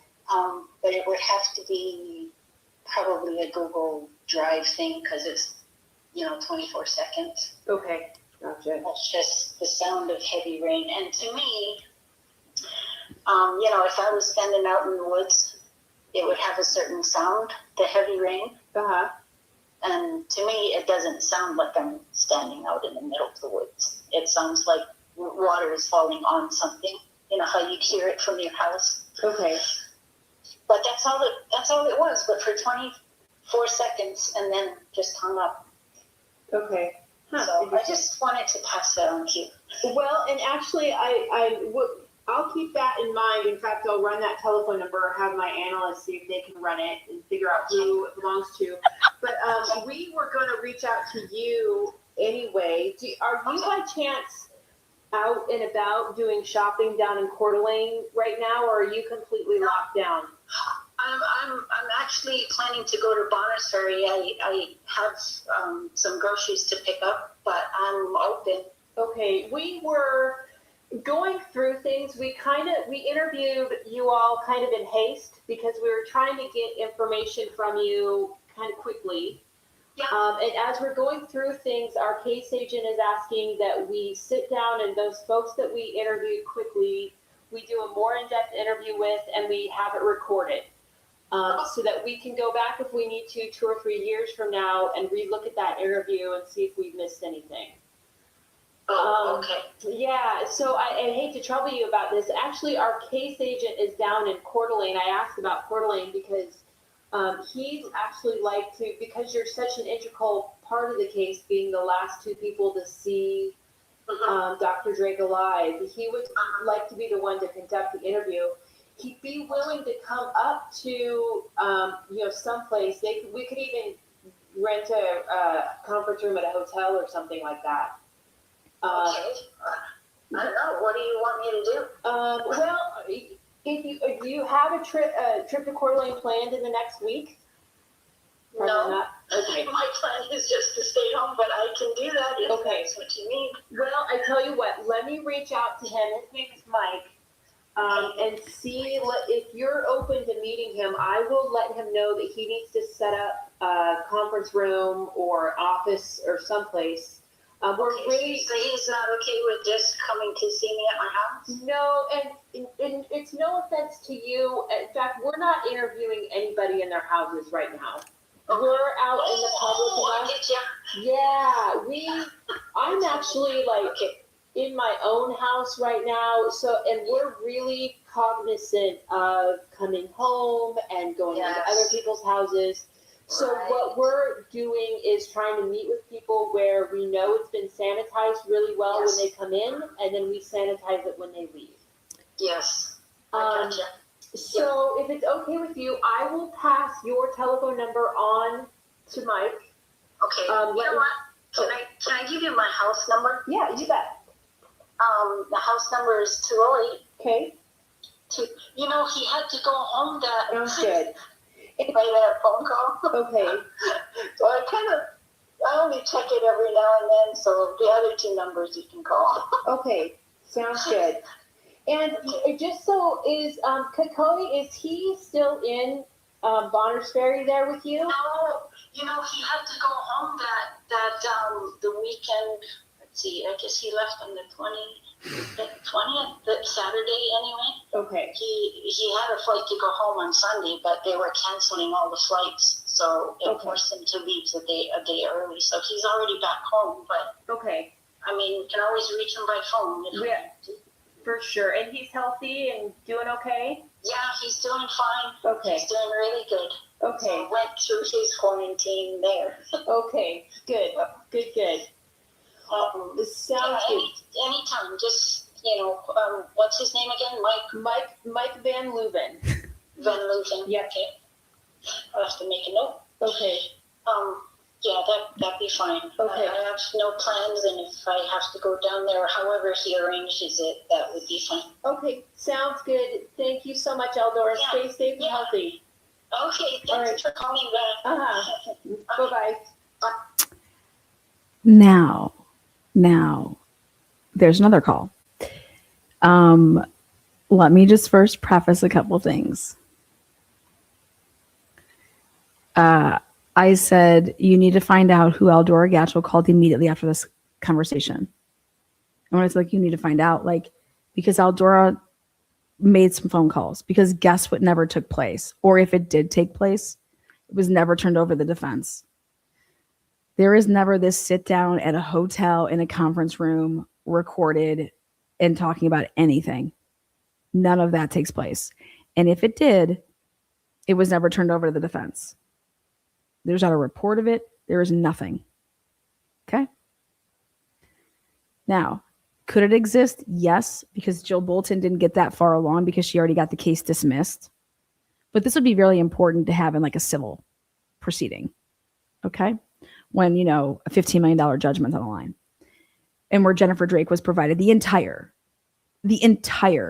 investigative file from the Idaho State Police in an open and active murder case for her husband's murderer. Okay. Ready for this shit?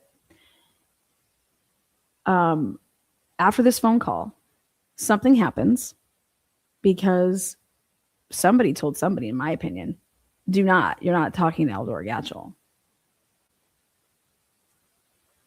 Show me where that interview happens. Because what happens instead, ready, is another over the phone. Remember how she says, I don't call people over the phone? Remember that to Peter? We don't call people over the phone. Okay. Is that right, Eldorski? Leslie Lehman. Well, then let's just pull up this next phone call that you have with Eldorski. Good old Leslie Lehman. Let me just bring this one up. Share screen.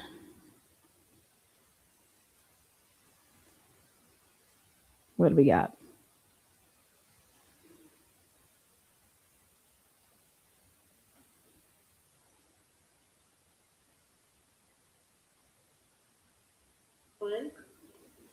Okay, today is June 8th, 2020, and the current time is 11:45 hours. I am Detective Leslie Lehman, along with Detective Richardson.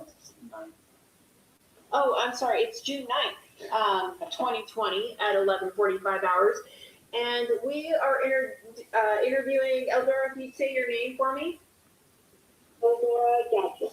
And I have telephoned Eldora at her home telephone number, which is area code 2. And what color is the pole were you driving in March? One of the things we realized we forgot to ask you, when you went for your appointment on the evening of March 12th, which vehicle were you driving? I was driving my Honda, the Pilot. Honda Pilot. And what color is the Honda? It's like a blue gray. Perfect. And after your appointment, can you walk me through again where you went to? So right there, she clearly does phone interviews. She has no problem doing them. It's in June of 2020. Okay. So what she just told Peter, she a liar. She does this shit all the time. They call people on the phone all the time. Okay. She's full of shit. Just like Peter was the last person to see them alive. Eldora Gatchel, last person to see them alive. Last person to see Dr. Drake alive. And actually like in his, chair getting rubbed out, getting flexed on while her brother is playing the death song, the Hawaiian death song with the ukulele. There's no records that Brian Drake ever worked on her brother. There's no records of Brian Drake collecting any money from them. You know, when he's done with his appointments, he collects either cash or he runs your card. Eldora Gatchel does not make a follow-up appointment. When someone's dead, you don't know how to pay them. You don't got to do follow appointments. Okay. Here we go. Yeah. You mean describing how I left or that I went to the grocery store? Yeah, tell me, well, actually, yeah, if you can remember how you pulled out and then which location you went to afterwards. Sure. Okay. Words. Sure. Left the building. Was parked in the second, right next to Brian's car. I backed up and left the road back around towards I want to say the south entrance, because the entrance that goes right beside the building, there was a truck parked there. So I went back around the other way. Okay. And went to the grocery store, Super One. You went to Super One. Yeah, the grocery store you were at the day after, and you didn't get the video cameras. Leslie, why didn't you? You go to Super One. You had one fucking job. Van Leuven said to get your asses up and around the town and get all the surveillance cameras. Okay. You knew that the last person and the eyewitness both went to Super One. What do you do, Leslie? You go to Super One the next day and you actually interview some broad that had the hots for Brian in the parking lot, but you don't take your fat fucking ass and walk in the store and get the surveillance cameras that you were supposed to get. I wonder why. Oh, would it have shown something that would have been oh so bad for your guys' fucking narrative? Okay, and as you've gone through, since we've interviewed you, have you been able to pinpoint any of those times when you left or when you were at Super One, when you left Super One, and then when you went on home? Yeah, we were in the grocery store. Oh, right. We left our appointment. It's probably around, I would say around 7:15, 7:25, something like that. Okay. So we left our appointment. Okay. We first were after that, and that's when I was in touch with my niece. She had just managed to visit, and she was at my house and needed some things at the grocery store. Okay. So we were texting back and forth right at that time. So. And that I wrote down 7:28 during our last interview. Does that still sound correct as far as when those text messages were going back and forth? Yeah. Okay. Leslie Lehman never got their cell phones. She's just accepting whatever time Eldora Gatchel is saying. When my niece didn't come with me, her niece was in a different car in Bonners Ferry. I have it on camera. I found it. Leslie Lehman, detective and homicide detective of the year, is just accepting when the patient that last saw Brian Drake, when she sent a text message, yeah, I was texting with my niece because she was sick, and stayed at my house, and I stopped at Super One so that I can get her some medicine. And that text message was at 7:27, 7:28. And Leslie's just like, oh, okay, thanks. She's just accepting that. And do you remember, had you just pulled into the Super One when you started texting, or were you already in the store getting ready to check out? I was already in the store. Okay, perfect. It was I can tell you what department. How long do you think you'd been there when you started texting Sonia? Or when you started texting? Maybe a couple minutes. Okay. And it's the time it takes to get in the store, go to where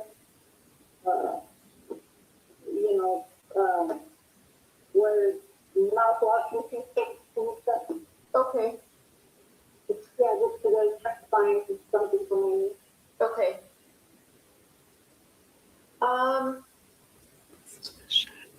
One of the things that we're asking everybody, and I don't need you to go back very far in history, maybe just the last couple, 2 to 3 years. Have you been a patient of any other chiropractors? Let's see. I had actually just gotten back from Mexico because I went to a six there. Okay. I saw She had just gotten back from Mexico. Mexico? For what, Eldora? What were you in Mexico for? I was visiting a different doctor there. What? the man down there. It's kind of a pretty neat full outfit down there. So I had just gotten back from there on the. Let's see. I got back on the first, I think. Okay. And then in my chiropractor since 2014, I think it was. Drake has been your chiropractor since 2014? Uh-huh. Okay. And have you ever been to any of the other chiropractors in Bonners Ferry? Oh, yeah. In the past, yeah. Dr. Moore, I've been to see Dr. Moore.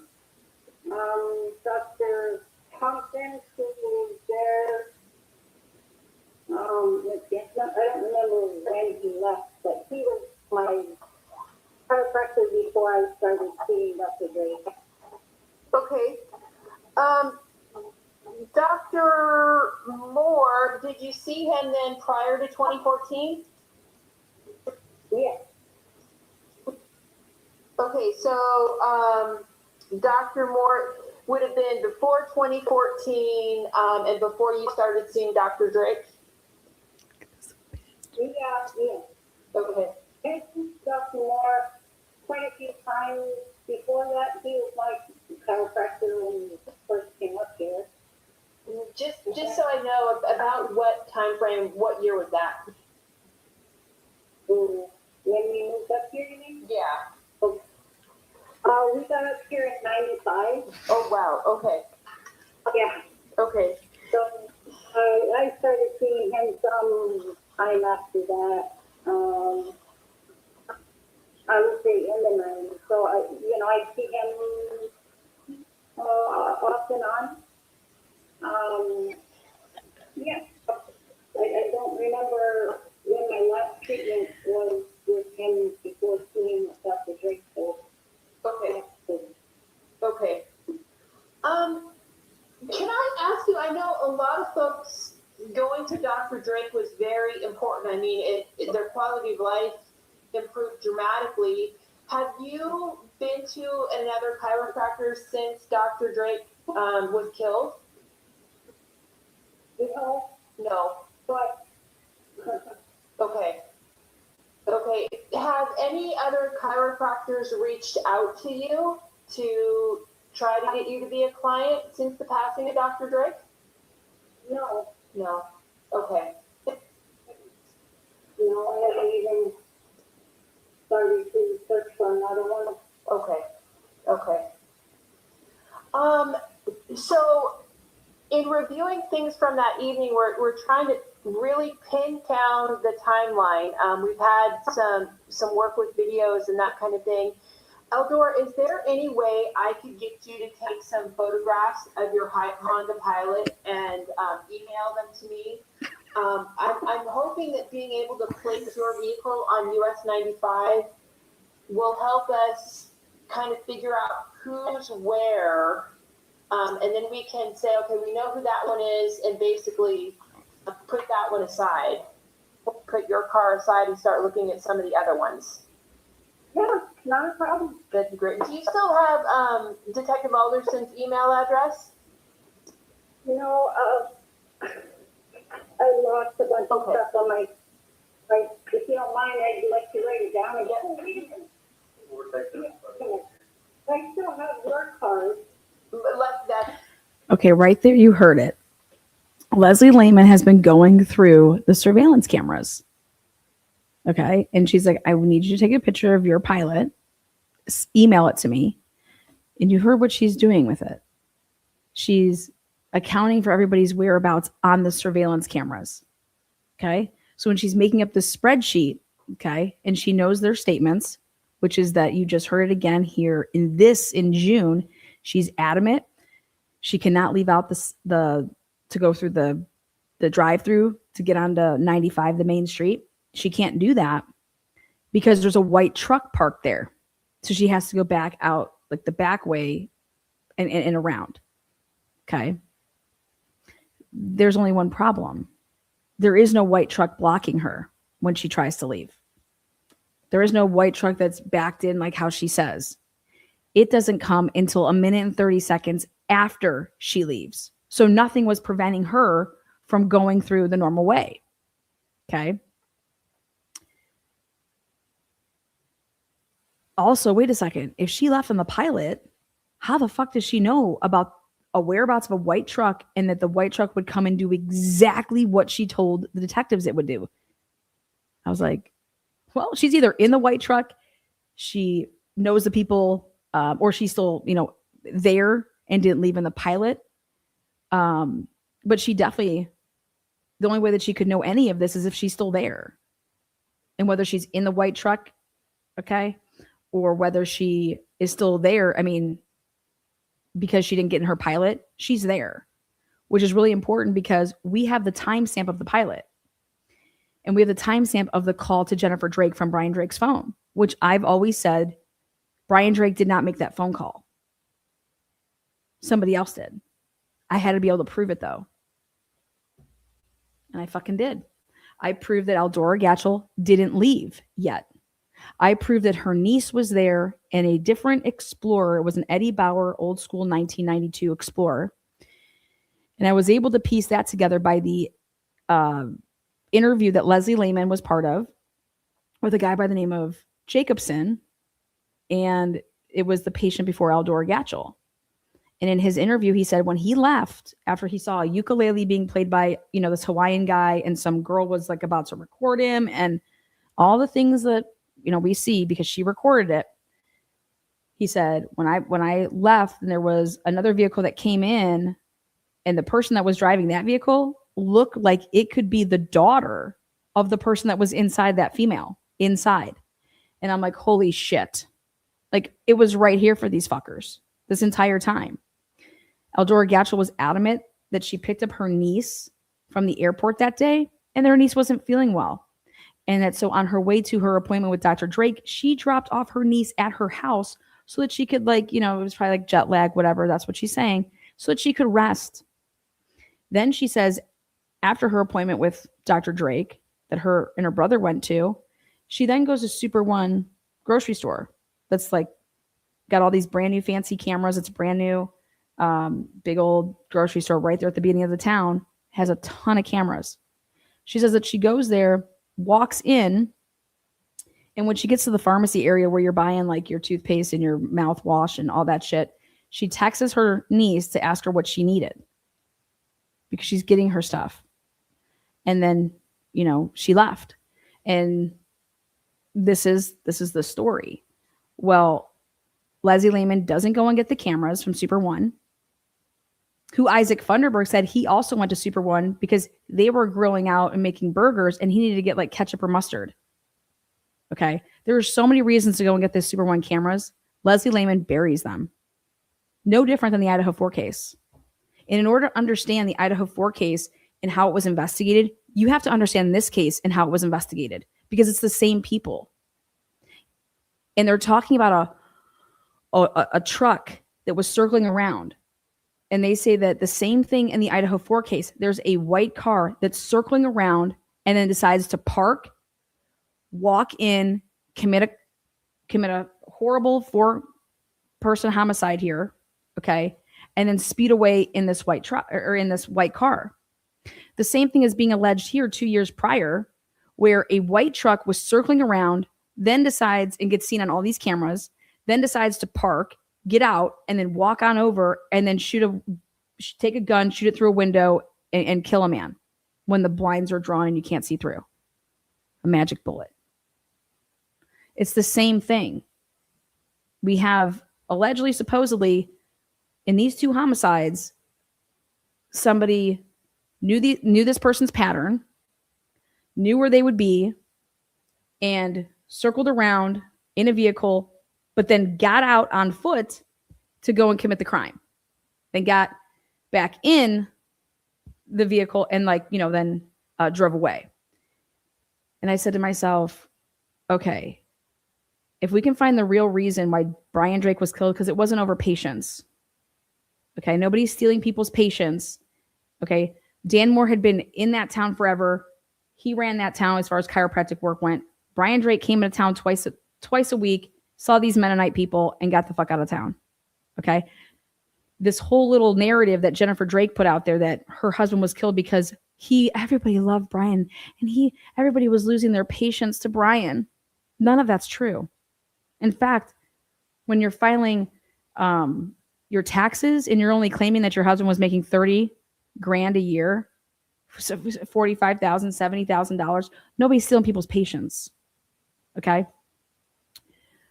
But what this did is, just like I believe in the Idaho4 case, you're extending someone's life. So here, it didn't matter what this white truck was doing.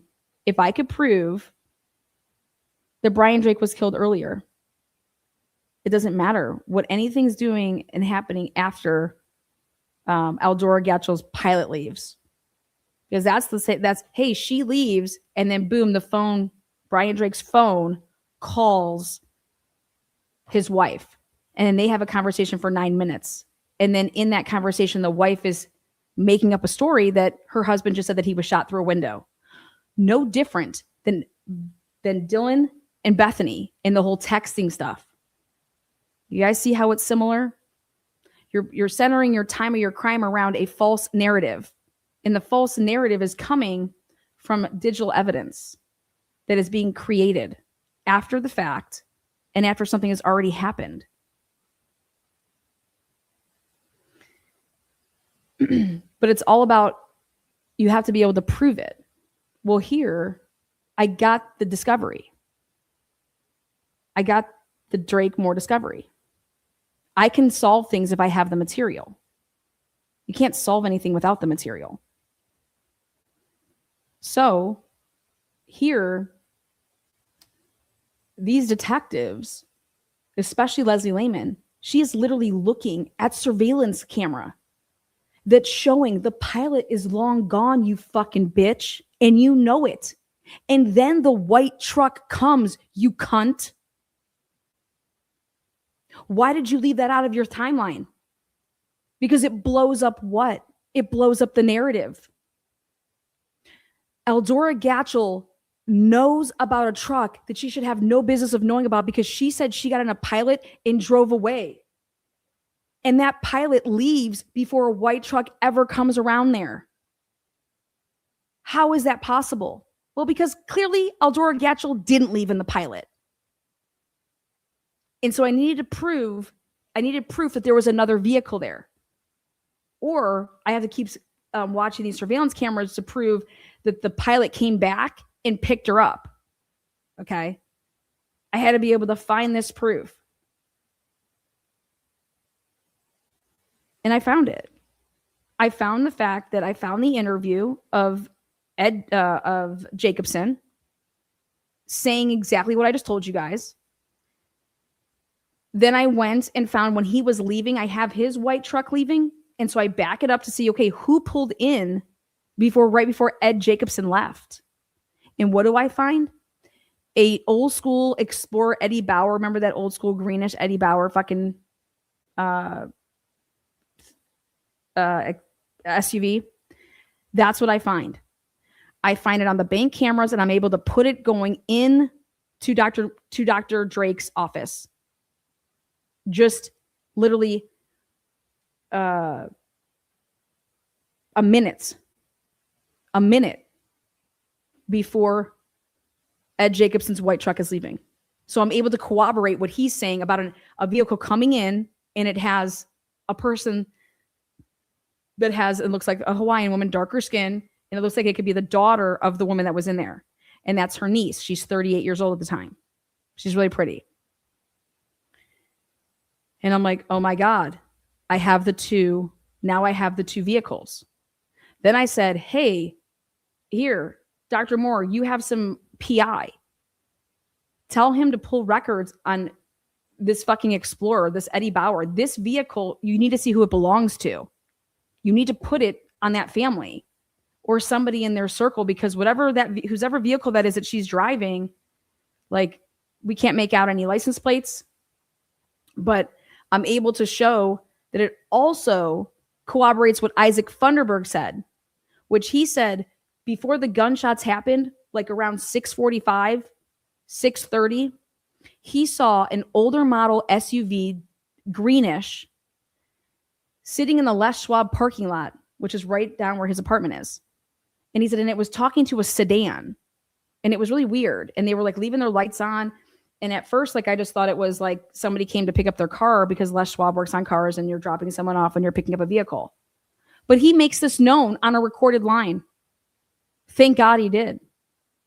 Because it's, again, corroborating this whole green SUV, older model that he saw way before the gunshots. This is all in front of these detectives. These detectives knew it was there and then they took it out because they produced in discovery their PowerPoint presentation with the Excel spreadsheet and what's moved between the white car arriving, or the white truck arriving. What should be right before that is showing that the pilot left. And it should show that how would Eldora Gatchel know about the white truck doing exactly what that should be in there. But she completely removes it. Why? Because standalone wise, here we're just documenting the movements of the white truck. Fuck your white truck. You have to make a master timeline, you dumb bitch. And on your master timeline isn't just a white truck. It's a whole other lot of shit. And it starts way before 7:16 p.m. Let's talk about all the fucking cop SUVs that are back there, you fucking bitch. Let's talk about all those Bonners Ferry cops that are back there. Let's talk about the Boundary County Sheriff's Department that's back there, you bitch. Let's talk about it. You don't know shit, Leslie. I own you. Literally own you. Here's some more of your stupid fucking bullshit. All the way at the bottom, Leslie.Layman. Give her a fucking email. Perfect. Okay, yeah, just when you get a chance, that would be super. Detective Alderson, do you have anything further? Well, no, I kind of broke Detective Lehman's line of questioning, so she would have continued on with it. But Didn't get when she stopped saying that more. So you stopped seeing Dr. Moore around 2014. No, she didn't. When you started, and Dr. Thompson when you started seeing Dr. Drake. Is that correct? Yeah, Dr. Thompson was the last. Yeah, Dr. Thompson was the last. Before. Yeah, Dr. Thompson was Dr. Drake. And then I may have seen Dr. Moore, one time in between somewhere, it seems like. Okay.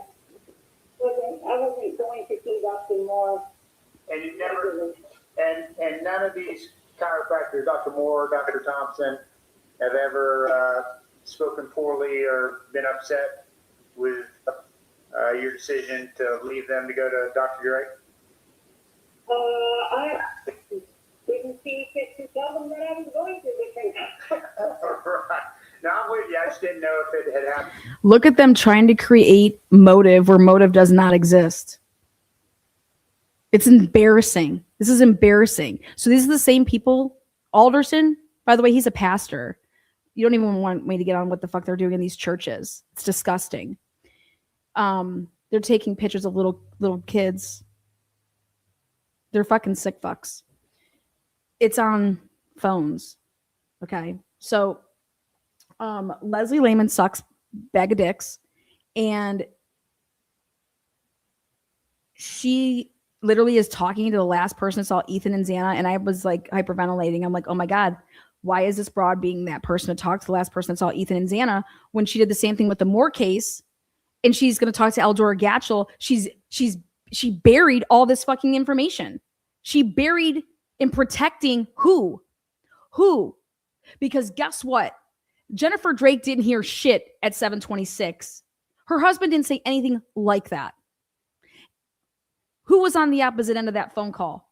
Now we can determine that it was not Brian. It wasn't just only Brian Drake who had access to that phone. Because Eldora Gatchel's still there and she puts herself still there. Why? Because she knows the movements of the white truck. And when was the phone call made from Brian Drake's phone to Jennifer Drake's phone? Yeah. Before the white truck arrives. So who could have done that? Who could have made that phone call?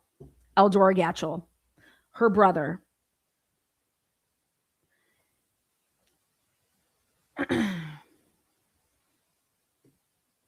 What these people wrote in the probable cause was 18 to 19 pages in the Moore case. They did the same thing in the Idaho4 case. Do you know how many pages were wrote in the McKee case here in Columbus? 1, 2, or 3 to arrest that motherfucker for premeditated murder. What's all this 18, 19 pages in Idaho? Oh, it's because that's their way of trying to say, look at how solid this is.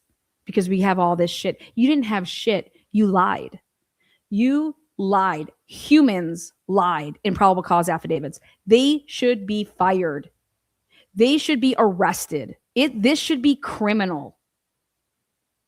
And how come I can't get a fucking attorney to take this on? How the fuck would you not want to take this case on? This is the biggest, easiest win ever. Ever. The wife is involved in a murder for hire plot with other people like you see every other fucking day.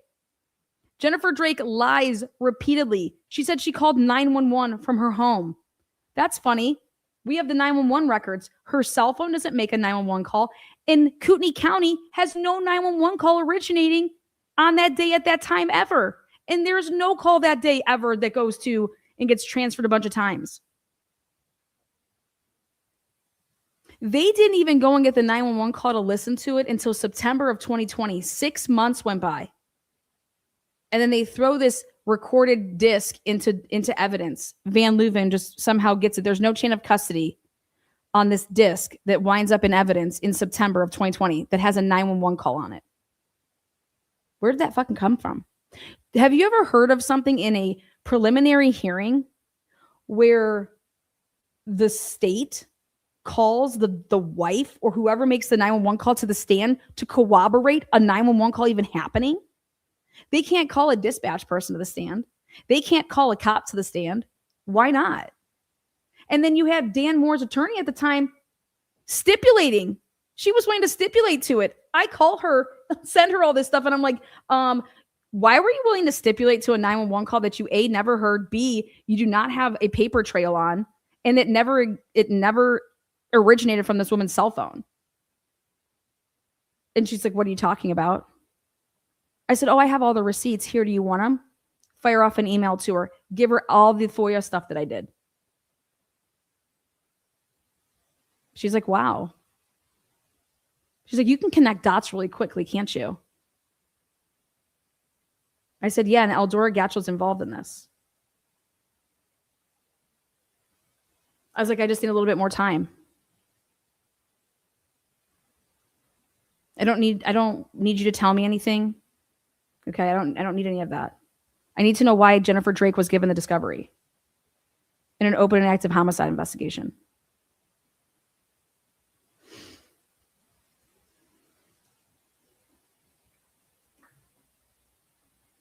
There's no gag orders here. She can tell me whatever the fuck she wants to tell me. Jill Bolton didn't. I provided Jill Bolton with everything. Provided Jill Bolton with, when I say everything, I mean motherfucking everything. I went out and got the CAD radio. Guess what the person that took the 911 call from Jennifer Drake said? Well, after this whole thing happens, first of all, she thought it was absolutely bizarre because Jennifer Drake on the phone said, she's like, I'm not with him there. I'm like 2 hours away. And then the dispatcher's like looking to see the location of where Jennifer Drake is located while she's making that call. And she's like, she's not fucking 2 hours away. I called that broad. I have it recorded. I'm allowed to record it. She was on the same tower that Walmart is on in Sandpoint. That's 40 minutes away from where the shooting was. And if the shooting happened at what I believe was 6:47 to 6:52 p.m., and you have to drive 40 minutes, that puts you able to call 911 at 7:27 when you did. Interesting.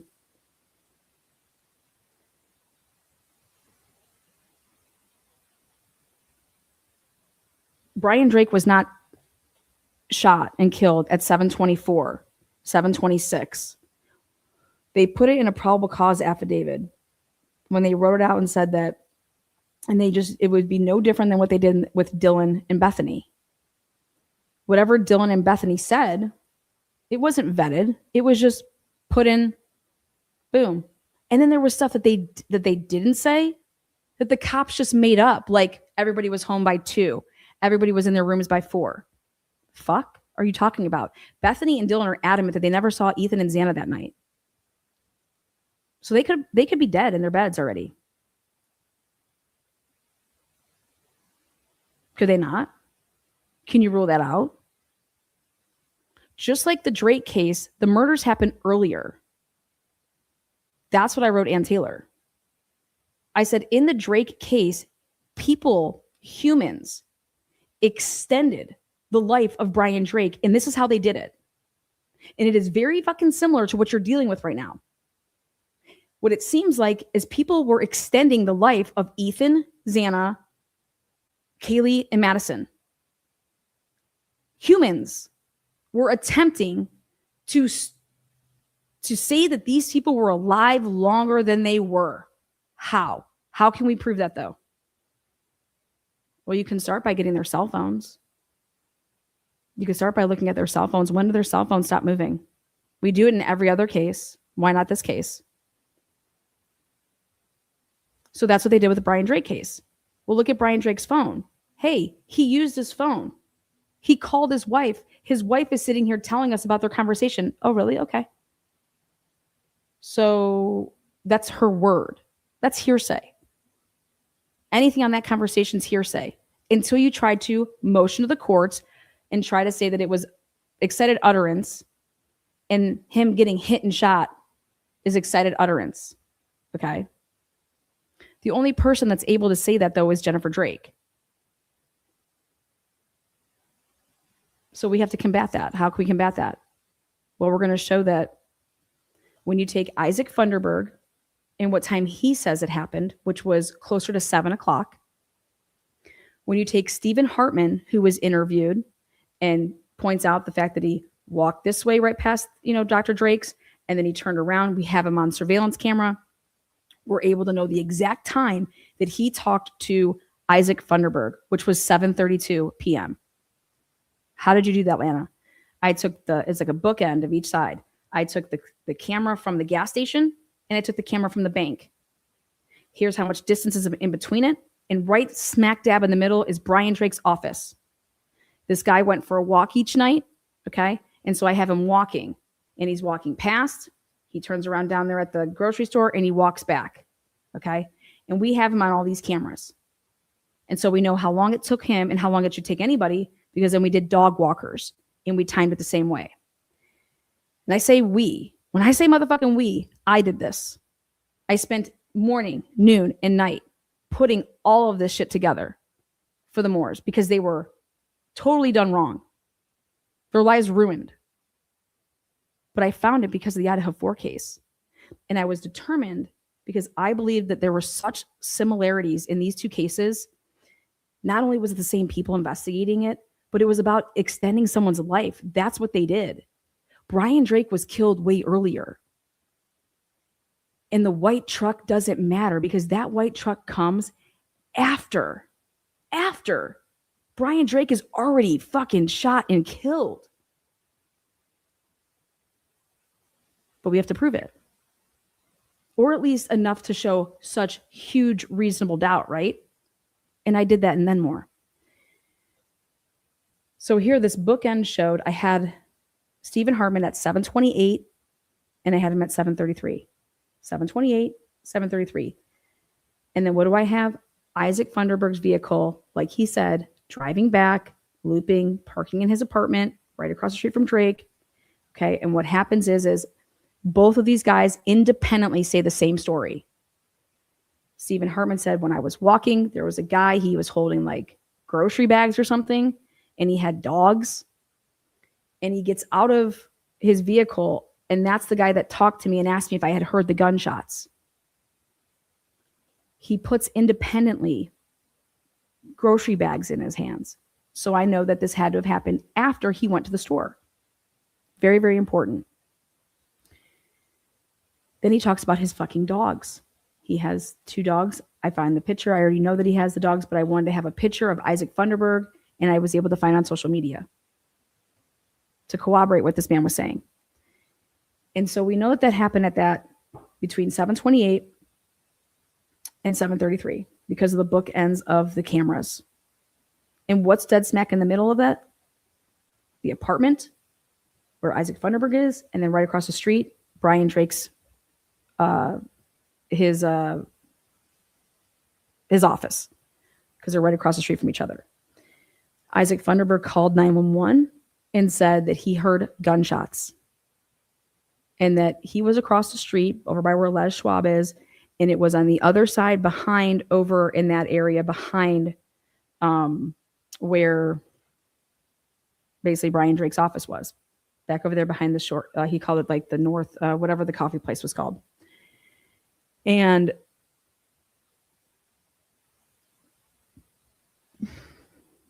normally what happens is if you have 2 different people calling in for a 911 call, they should have like 2 different incidences. Like to this day, I've been telling people and showing people, I'm like, there's only one CAD for this incident. But if Isaac Funderburg called in 911, right? That's a call. And Jennifer Drake called in her 911 call. Okay. Where I want to see these 2 separated on their own. Like, what time did Jennifer Drake's 911 call come in? What time did Isaac Funderburg? So what they tell everybody is that Isaac Funderburg's came in first. And the reason why is because Jennifer Drake had to be transferred Otherwise, hers would have came in first, but it had to be transferred from, because she called from Kootenai County, and then Kootenai County transferred it to Bonner County, and then Bonner County transferred it to Boundary County. And this is what I was like determined to prove that that's a lie. Okay.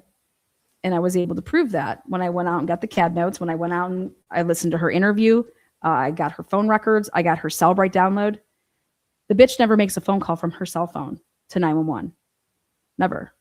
It doesn't say emergency call. It doesn't say shit. Nothing. And I said, wow, well, let's go. Maybe she deleted it. Nope. I said, let's go get Kootenai County's every 911 call that was made on that day. On that day, just every single one.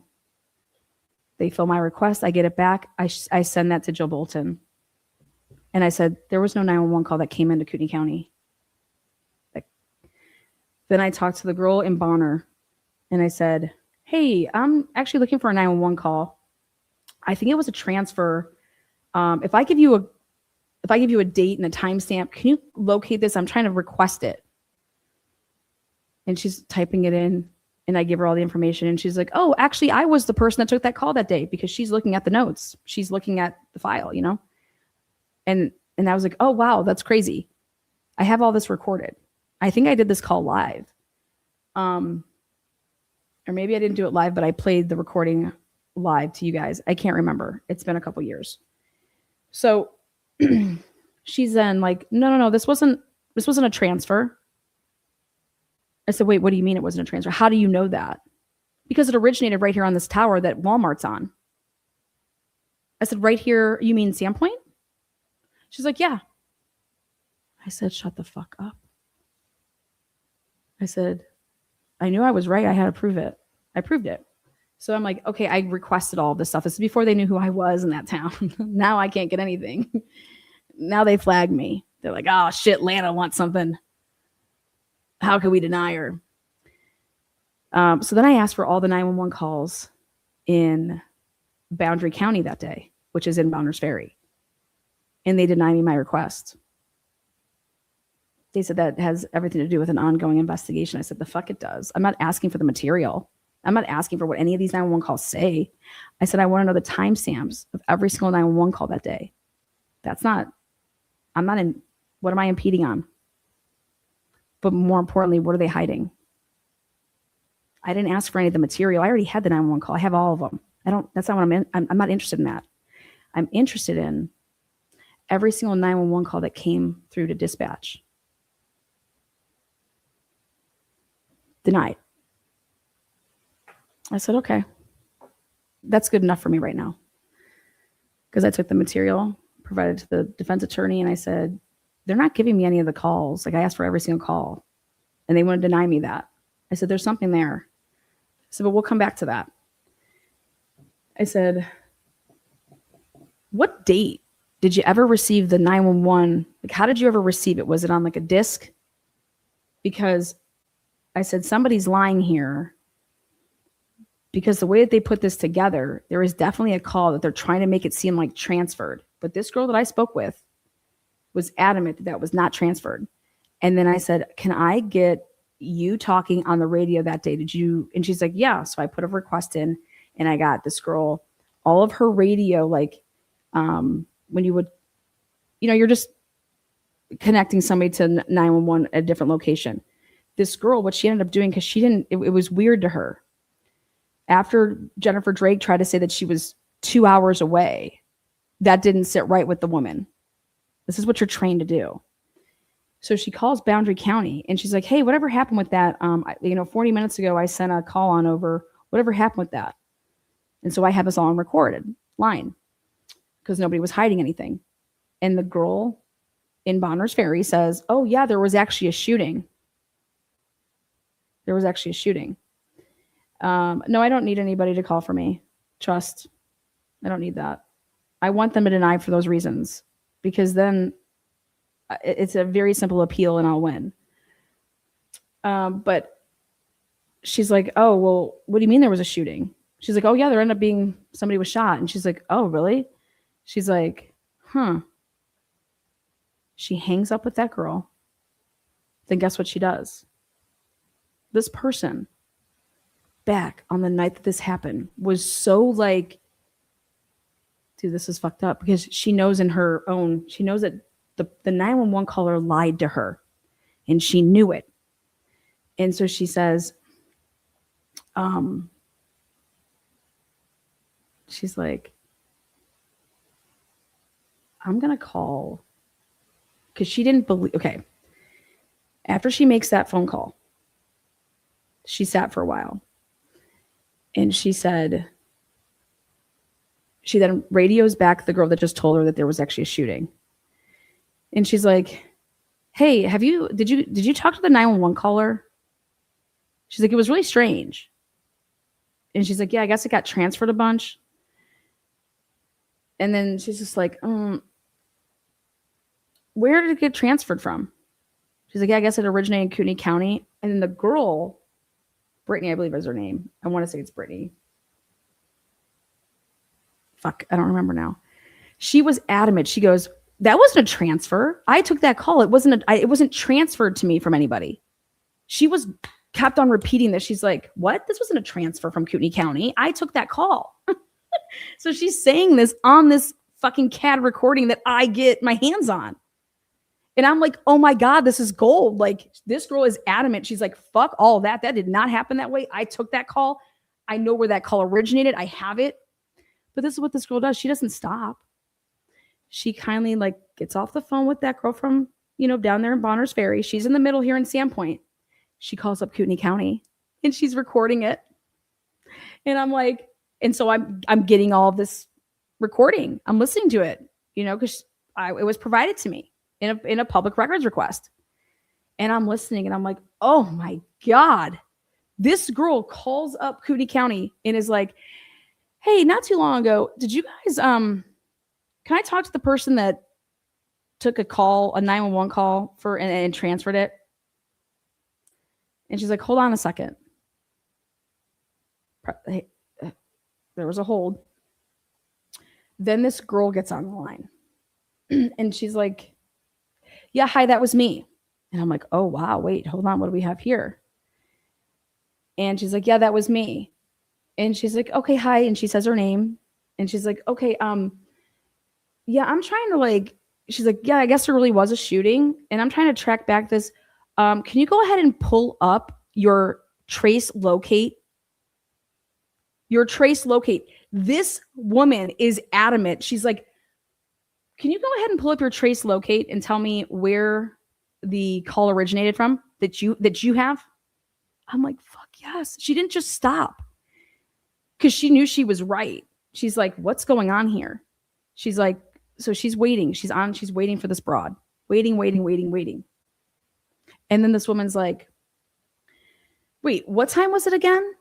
And she's like, I don't know. It would, and then, she's given her something. And so she's trying to locate this. Wait, what was the name of the 911 caller? She's like, now I know that it originated here because I was looking, I specifically looked at the trace locate and it was matching with the address that I had, and she's just like rambling on about the fact that she can't find this file, mind you. She can't find it. And here, this woman is vouching for this 911 call, but it's not in the history. And so when I write Jill Bolton, I said, Jill Bolton, whoever that 911 caller or whoever the dispatch worker is, you need to find everything out about her and what connection she has to Jennifer Drake or anybody that would be in this circle, because that person is covering and trying to make it seem like this 911 call originated there when there's no evidence that it didn't. In fact, you have a witness that is determined and is adamant to tell the world that call that she took that day it was not transferred to her. It originated in Bonner. It originated in Sandpoint. It wasn't a 2 transfer call. It was a 1 transfer call because it was the Sandpoint girl who just transferred it once to Bonners Ferry. And I said, find out who that woman is. Find out who she's related to. I'm telling you, because that woman's lying. But that's not my job. I'm just simply, and so I provide her with all of this recording. Like, I'm not making this up. This is what this girl independently on the day of the fucking murder was trying to track down, because she didn't believe any of this. She's like, this woman told me she was 2 hours away. I know where she was located at the time that I'm talking to her when she called in Sandpoint, and she's basically in Sandpoint. She's on the like just right there in the northern part. It's like she just traveled from fucking Bonner's Ferry or something. And I believe that Isaac Funderburg's phone call pushed things in a they had to how do I want to say this? Isaac Funderburg's phone call was not ever part of the plan, and it fucking put a crinkle in something. I believe that there could potentially have been like that Brian Drake was going to be on the phone again with his wife. Okay. But something happened there, in my opinion, because Isaac Funderburg was never supposed to call. Because I asked him, I was like, since you didn't see anybody get shot, why did you ever call? You know, because I was trying to make sure that Isaac Funderburg wasn't part of the plan. You know, if he was like CI with them. And he's like, Lana, I would have never called. I would have never called, except I saw the guy right after, the guy with the beanie in the beard and the dark complected, all black. And it was just like, it was so weird. It was so weird. And then it just didn't, why is there gunshots going off? And then after that, I look, and then here's this guy like sneaking around. It was like, it just looked like those two things were connected. And then when I asked him, I shouted out and said, hey, was that you? Did you hear that? Then that's when he kind of takes off. And I was like, okay. Then I'm begging people, because there was depositions that could have been had. Why aren't you deposing Eldora Gatchell? Let me tell you what happened after I produced my first couple shows on this case. Eldora Gatchell's brother's dead. And then I produced my 911 episode to show how Tevis Hall, the prosecutor in the case, tried to admit false evidence in a preliminary hearing. Guess what happened next? He was found dead on the side of the road. So because of my reporting in this case, that I went and got all this public information and put it out there and put stuff together, in October, because my first episodes were in August of 2023, by October, Eldora's brother is dead in October of 2023. And then I put out in 2024, right before or right after, like it was like January, I think, I put out my 911 video, and guess who was found dead on the side of the road? Tevis Hall. Guess who never had an autopsy? Tevis Hall. They said he was by himself in his vehicle, and he just had suffered like a massive heart attack or something.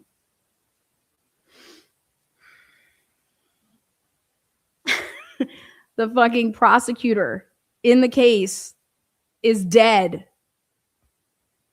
The shooter, or the alleged shooter, is dead.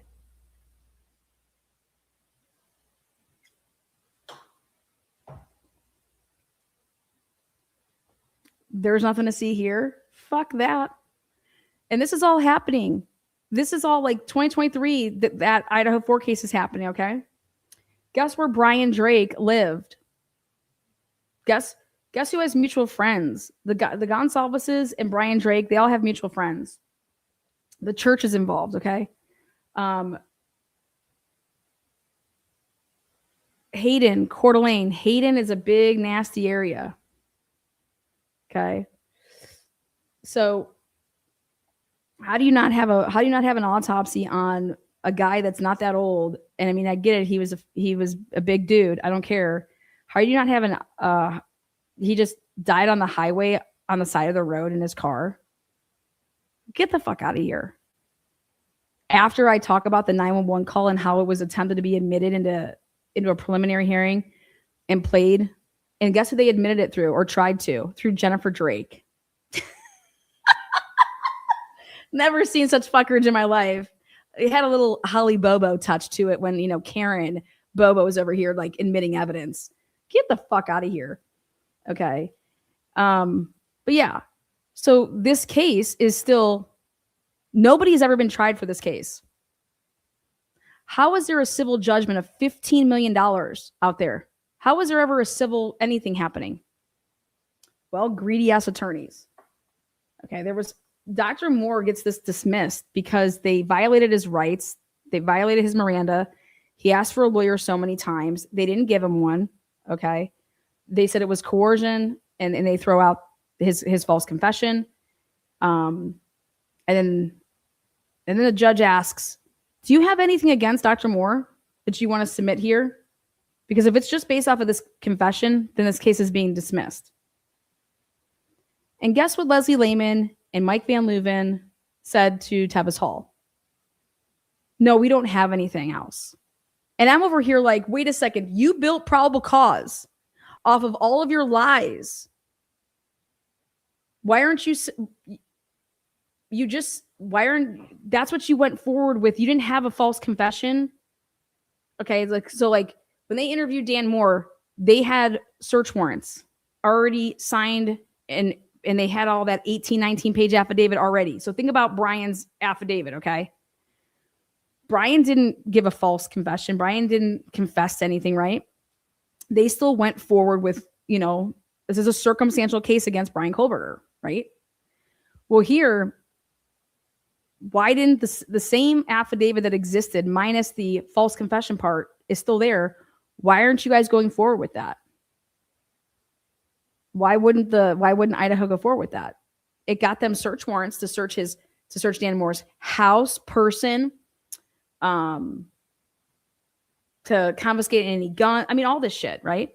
His business. Because you don't have him saying that he did it falsely? You don't have anything against this man? You don't have Leslie Lehman's, PowerPoint presentation in her Excel spreadsheet that shows how, oh my God, this white circling truck did all this shit, and boom, we have the wife saying all this stuff like, oh my God, he was shot through a window. That's what he just told me. Why aren't you going forward with any of that? What the fuck's wrong with you people?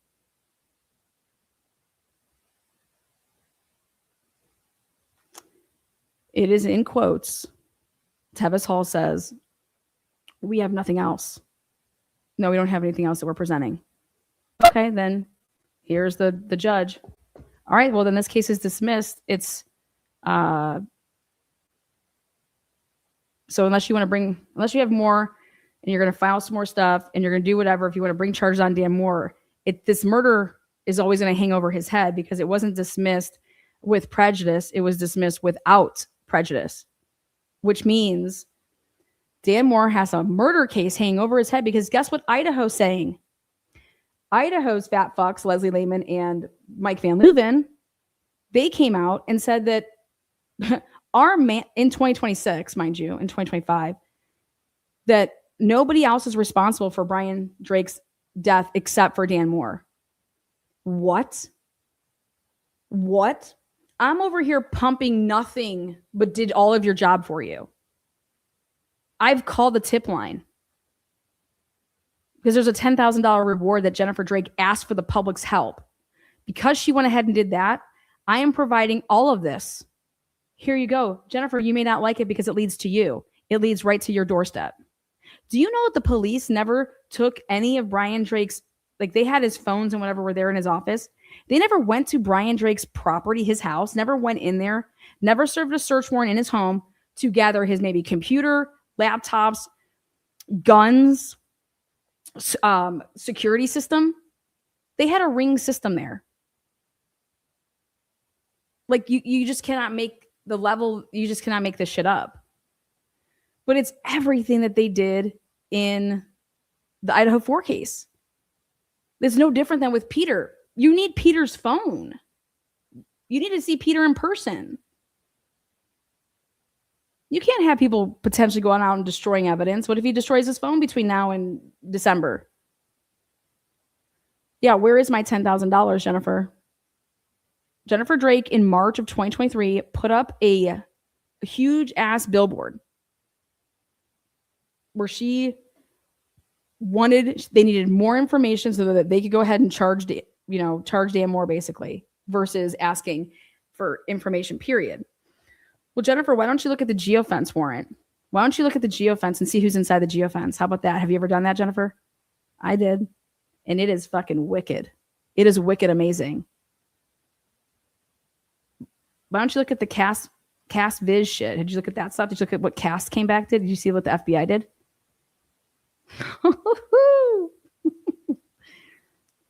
Jennifer, why is there pictures of your daughter naked in a bathtub on your husband's phone just a month or so before the murder?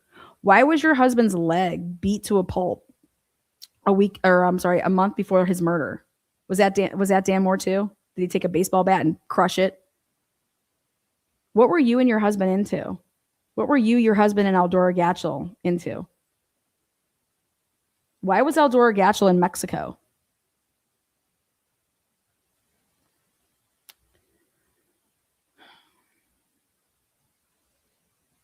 Jennifer Drake lied her ass off during her police interviews. I mean, literally, they're recorded. And oh yeah, I told the locals there, I said, I'll give them the 911 call. I said, because I wanted them to follow up on the paper trail of how this all originated, which was there's a glitch in the 911 system there in Idaho. Okay. Because how is there not a record of this original 911 call that was put into a probable cause affidavit?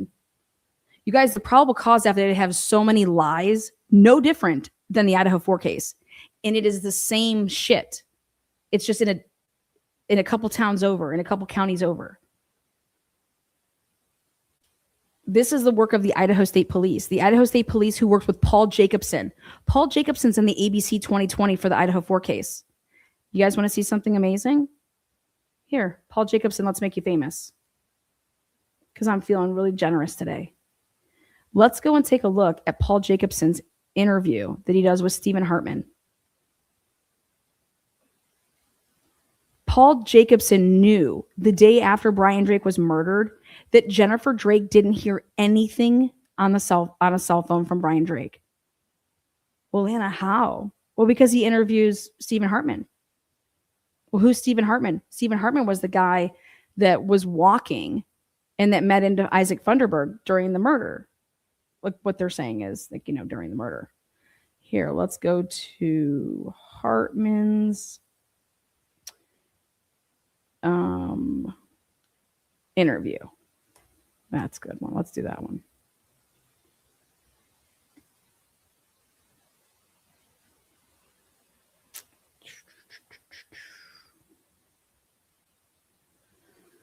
Oh, let's see. What do I got here? Okay.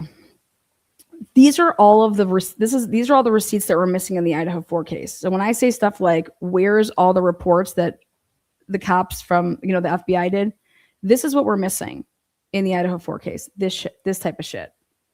This type of report. Okay. Right here. This type of shit. See these? These are the reports that we're missing. They are the FBI reports. Okay. And when you go to right here,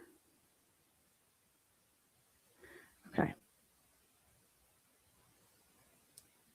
Now, mind you, I have all of this recorded video recording of Stephen Hartman sitting there with Ed Jacobson. Now, this report was written in June of 2022. This interview is like the day after the murder. So, Paul Jacobson, why are you writing up a report? Okay, months later. Look at Edward Jacobson. You see that? Remember who I told you guys was the leak, the Dateline leak? This is who my number one is, right here. Him and Shane Bishop are like this. Jennifer Drake thought she was going to get a Dateline episode. Dateline ain't touching this. Because guess what? They would have to give the Moors. Because I told Dan and Karen, I said, if and when Shane Bishop calls you, because they always have to call for your side. They're never going to do a report and not give you the opportunity. I said, you say we absolutely want to be in the Dateline, and we have a lot of material that we would like in it that Jennifer Drake can answer to. I said, trust me, they're not going to do the episode.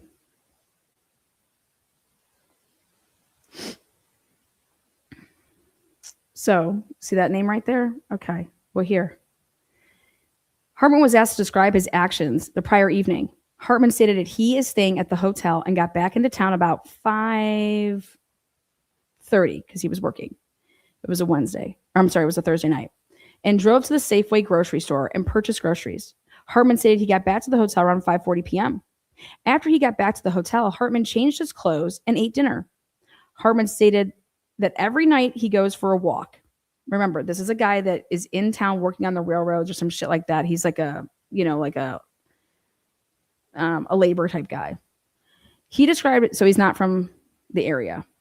He described his path as from the hotel that he goes through this tunnel, and then he would go up the stairs, and then he walks on the sidewalk up to the hill until the sidewalk closes on the one side, and then he crosses over and then walks on the other side. Hartman estimated he left the hotel around 6:40. Mind you, he's staying at where there's like a casino, so there's cameras the fuck all over. The walk normally takes Hartman about an hour.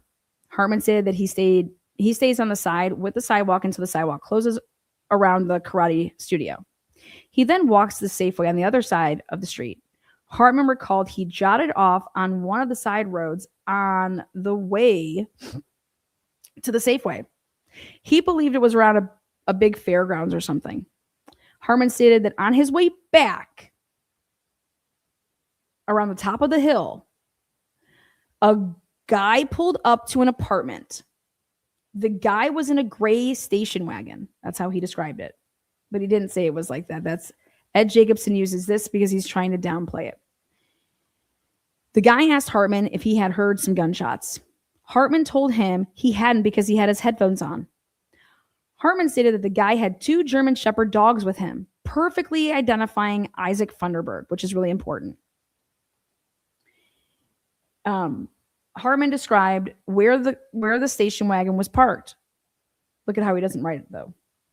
After Hartman talked to the guy, Hartman saw multiple police cars and an ambulance coming up the hill. Hartman stated that he was on the left side of the road walking back to the hotel. That's the same side of the road that is where Isaac Funderburg's apartment is. So if you're walking back to where this hotel is, the right side would be the Drake side, and the left side would be across the street, which is Isaac Funderburg's apartment, connected to like the Les Schwab. Hartman said that he was on the left side of the road walking back to the hotel when he met the guy. This is very important. It wasn't on his way, he claims. No, when I was walking back, I'm on the left side. Hartman stated he texted someone. He had heard some shots and saw an ambulance. The investigating agent asked if he had heard shots, and Hartman stated that he had his headphones on and thought maybe he heard something, but wasn't sure what it was. When the guy asked Hartman about the gunshots, see, plural, Hartman thought maybe that was what he had heard. And when you actually listen to the interview, Ed Jacobson does this on purpose, making it to try to discredit him. Hartman describes the guy in his early 20s. He said early 20s. I don't know why he just wrote 20s. And a smaller statue. That's Isaac Funderburg. The guy was carrying things into the apartment. He didn't say carrying things, you piece of shit. He said he was carrying bags of groceries. Hartman described the sounds he heard as faint sounds and wasn't sure they were gunshots. Hartman could not recall where he was in the walk when he had heard the sounds, but estimated it might have been around 2 minutes before he met the guy. That's a fucking lie. Okay. Now, the reason this is a huge lie and it's really important because this Ed Jacobson goes ahead and tries to confirm Jennifer Drake's version of events, which was these gunshots happened at 7:26. When I saw this in writing, I couldn't fucking believe it. I'm like, that's not what he says at all. At all. at the fuck all. But this version right here in print is how Jennifer Drake's version would be accurate. This is the only way it would be accurate because remember I told you guys it's a bookend. That's why when he waited and wrote this until June of 20, same month that y'all are calling up Dan Moore and already on this, we're going to frame Dan Moore kick. The bookends of the surveillance cameras that we have. This is sick. This is some nasty ass shit right here. Ed Jacobson, you're a dog. This is such lies. After the conversation, Hartman continued walking on the same side because right here saying this is putting the gunshots at 7:26. That's what take that 2 and put a 0 after it. 20 minutes. 20 minutes before puts the gunshots when? At 7. Way before the call to Jennifer Drake by Brian Drake. And that's the accurate timeline. In fact, I think I have it down to like, which was like 6:47 to 6:52. Hartman stated that this is the route he normally walks every night. Hartman usually walks about 40 minutes to an hour. Hartman was asked to look at a satellite view and show the route that he walked. Hartman pointed out the building where he met the guy along the walk. Hartman did not see anything unusual that he recalled during the walk. Hartman stated that he has been in Bonners Ferry since the 3rd or the 4th of March and doesn't know anyone in town. Hartman stated that he has only gone to the casino, Safeway, and once the Super One while he has been staying in town. Hartman usually eats at the hotel restaurant or makes meals in his room. Hartman stated that he does not have a gun with him in Idaho. He owns a 12-gauge shotgun, a .270 rifle, and a .22 pistol, but they are all at home. Hartman stated the pistol is a Browning Buck Mark semi-automatic pistol. Hartman stated he was texting friends during the walk. That's not true. One person he was texting was Mark, who is a superintendent at the job site. Hartman stated he texted Mark he had heard gunshots after he had talked to the guy. Hartman also told some people at work he had heard gunshots. Listen, I just got to play you the interview. Fuck this. We're going to play the interview. This is so good. This is just what bad people, bad cops do in reports. This isn't, you guys, if you were to never see the interview and watch it and just read this 4 pages, it tells you something completely different than what actually occurred in the interview.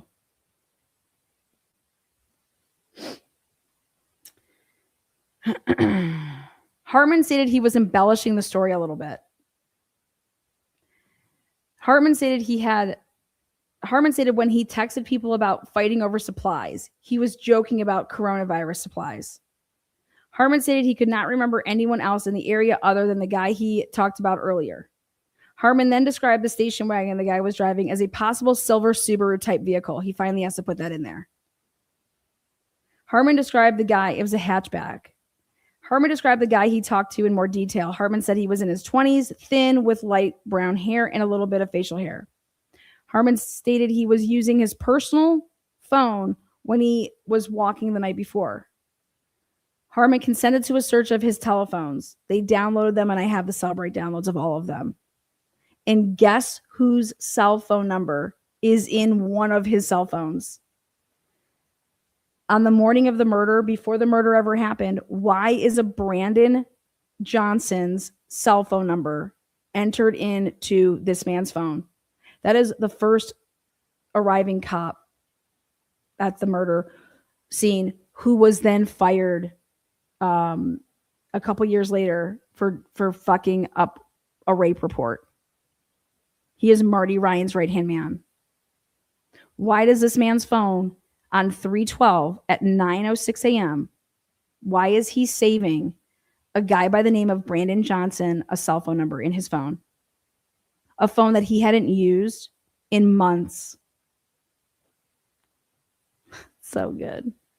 So good, the shit I found in this case. Y'all are bastards. Hartman stated that after he returned to the hotel, he showered and texted with his girlfriend for a while. Hartman never left the room again until he left for work around 6:05 a.m. the next morning. Hartman stated that he is a project engineer for the job site. Detective Watts explained to Hartman there was warrants to obtain fingerprints and other items. They lied in these warrants to get his fingerprints. You want to know why I know that he lied and how he lied? Because I have the search warrants. Do you want to know what they said? They tried to say that Isaac Funderburg's girlfriend saw a picture of him and was like, yeah, that's the guy. That's what they put in to be able to get these search warrants, to be able to search his whole fucking hotel and shit like that. She never said anything like that. And it's on a recorded line. She said that, no, the guy that came after that we talked to, who was walking up this way, he came like 30 or 40 minutes after the shots. And I'm like, there it is. And it's on a recorded line. She's like, he has nothing to do with anything. He came way after.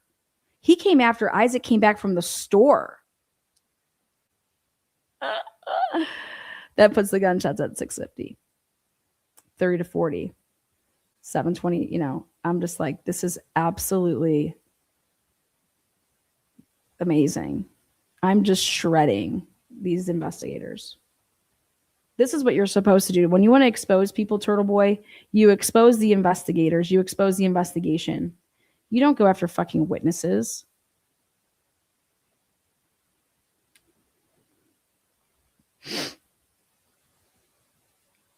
The investigating agent then had Hartman sign a consent to search form, agreeing to a search of his 2 cellular telephones. The investigating agent then explained to Hartman there were search warrants for his fingerprints and DNA and his vehicle. Hartman verified he is staying in room 210, the Kootenai Casino.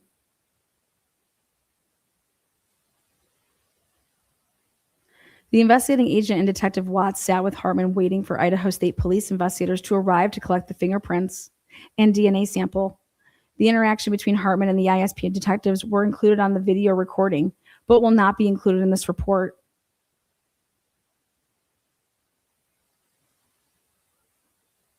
Hartman described the clothing he was wearing the night before as black sweatpants, black shoes, a blue hoodie sweatshirt with a dark gray raincoat over the top of it.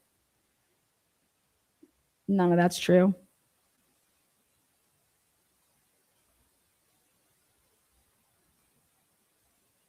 Now, what does Leslie Lehman do after this interview? She calls Isaac Funderburg. She doesn't record the conversation. And she asks Isaac, how long after the gunshots did you see the guy that was walking back on the same side of the road as you? He's like, oh, that guy?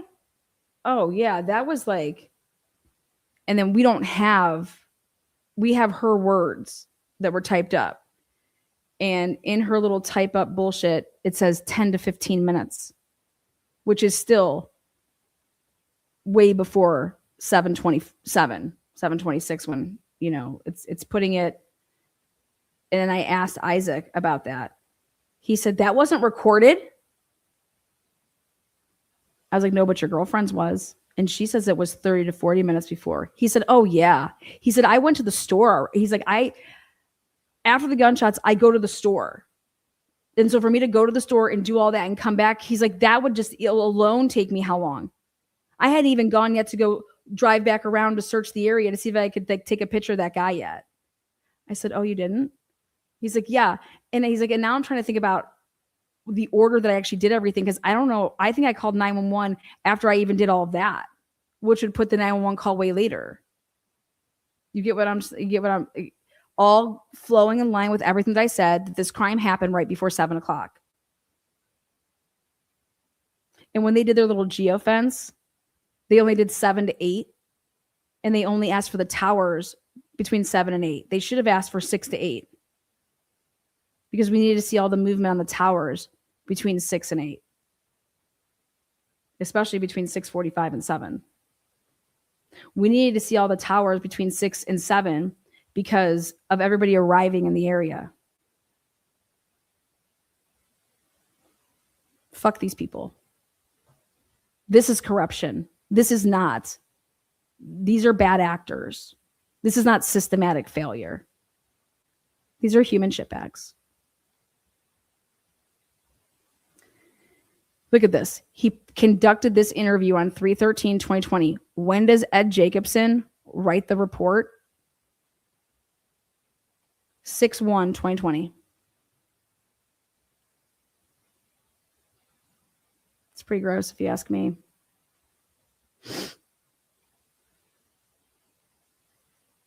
Black Hat and Jam giving out 10 Truth and Transparency memberships. Pow.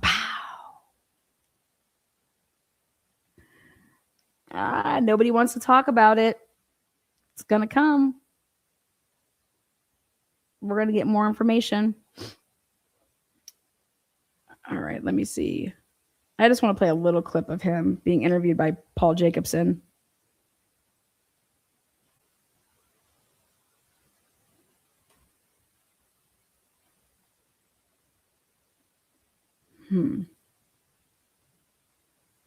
And then they moved interviews around. Idiots. Like, they're not under the right folders and shit.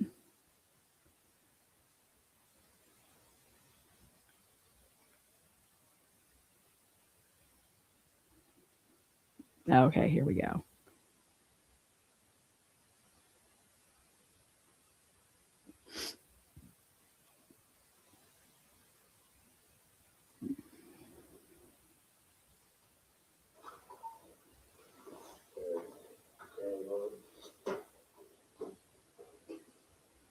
There he is. Right there. Ed Jacobson to the left right there. Okay. There we go. There's Ed Jacobson. Ed Jacobson, I believe that you're part of the Dateline leak. Remember, Ed Jacobson was working with Shane Bishop and Jennifer Drake. Remember that they wanted to do a Dateline. They were in town to do Datelines.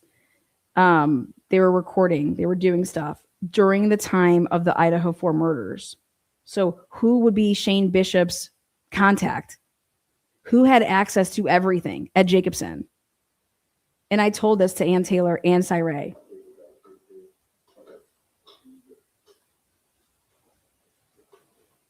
I said, this is your Dateline leak.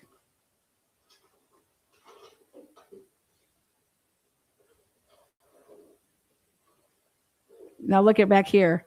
This dude right there in the back, right here. Right here, that's Caleb Watts on the right. Now,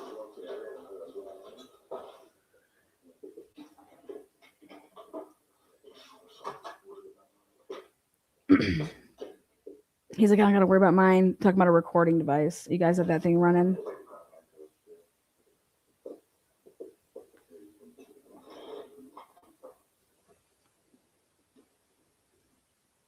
Okay.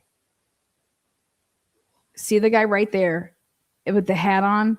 You see him through the window? Okay. That guy right there has not changed his clothes. And this is a huge part of it. I'm able to put this man in the same outfit the next day at this time. He was wearing the same outfit when Isaac Funderburg was being interviewed just an hour or so after the shooting, because I have a body-worn camera and it gets him. He's wearing the same clothes. And this man he is the one that goes into the crime scene. Okay. Because he's the one that his name is, they call him Mac, Detective Mac. And he is the most sus motherfucker. It's either him or it's Marty Ryan who take Brian's cell phone that's laying on the ground, opens it up, and looks and views 2 text messages. Lana, how do you know that? Well, because the Cellbrite report tells me, because it tells me what time it happened at. And last time I checked, dead men who have body-worn cameras exposing that they're dead, a good hour before Cellbrite says that, that was 8:15 and 8:16 text messages that were sent after Brian was dead. They were open between 8:16 and like 10:14 p.m.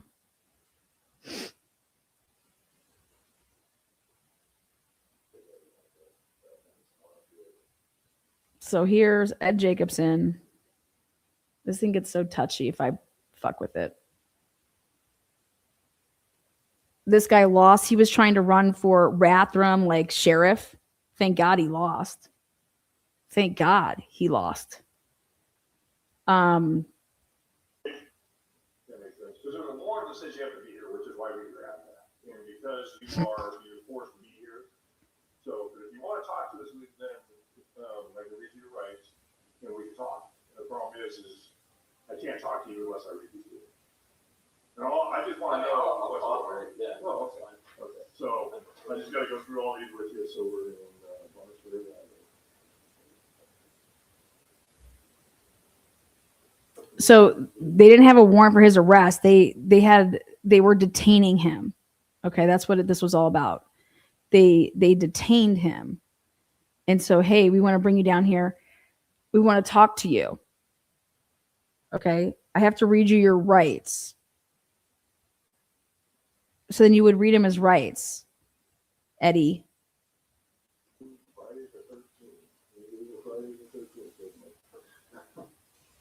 Keep this out loud to me and then sign it. I've read the statement of my rights and I understand what my rights are. At this time, I'm willing to answer questions without already present. Look at these motherfuckers. Is this what you guys did to everybody in Idaho for the Idaho4 case? Tell us about last night. I mean, basically, I'm staying at the hotel. So, whenever, get back to 5:30. Last night I went back to take the state away.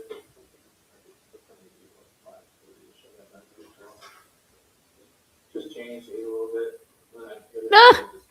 What are you talking about? Wait a second. What are you talking about? Don't be like them. What are you talking about? He's wearing the exact same clothes. He never went home and slept. He has the exact same clothes on that he had at 9:00 at night. Okay. And the reason it's important is because of what he says in the future.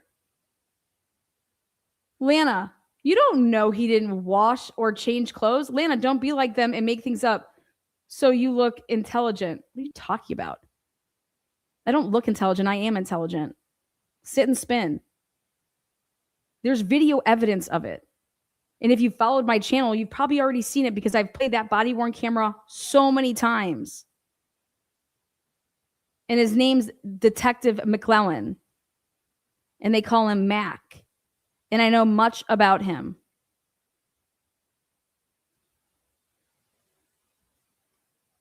Please. His number is all over the geofence. I love it. His number is all over the cell towers. He is texting so much with Watts right here, right before the murders. How about where was Bobby Goat at, huh? How about all these good old boys? It's all going to come out. Enjoy it. Sit and spin on it. I know this case like the back of my hand.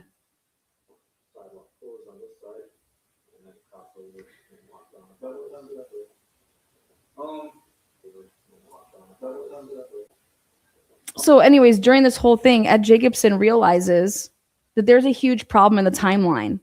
And the huge problem is of when Jennifer Drake is saying that there's a gunshot. Because this all proves that this gunshot was way, way before Jennifer Drake is claiming that there's a gunshot. And so it's Jennifer Drake's word against surveillance cameras, against all of these independent statements that were almost obtained like simultaneously by multiple people. And so it's not like these people, got together and were like, here, yeah, it's all corroborated by it's all independently corroborated and on multiple surveillance cameras. So there's that. So there's that, as Miss P would say.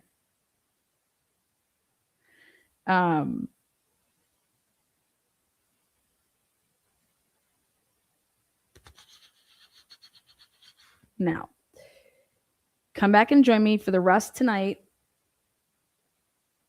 this case is no different than the Brian Drake case. The Idaho4 case and the Brian Drake case, same investigators, same extending life patterns of people, like trying to extend the life of the people that actually get killed.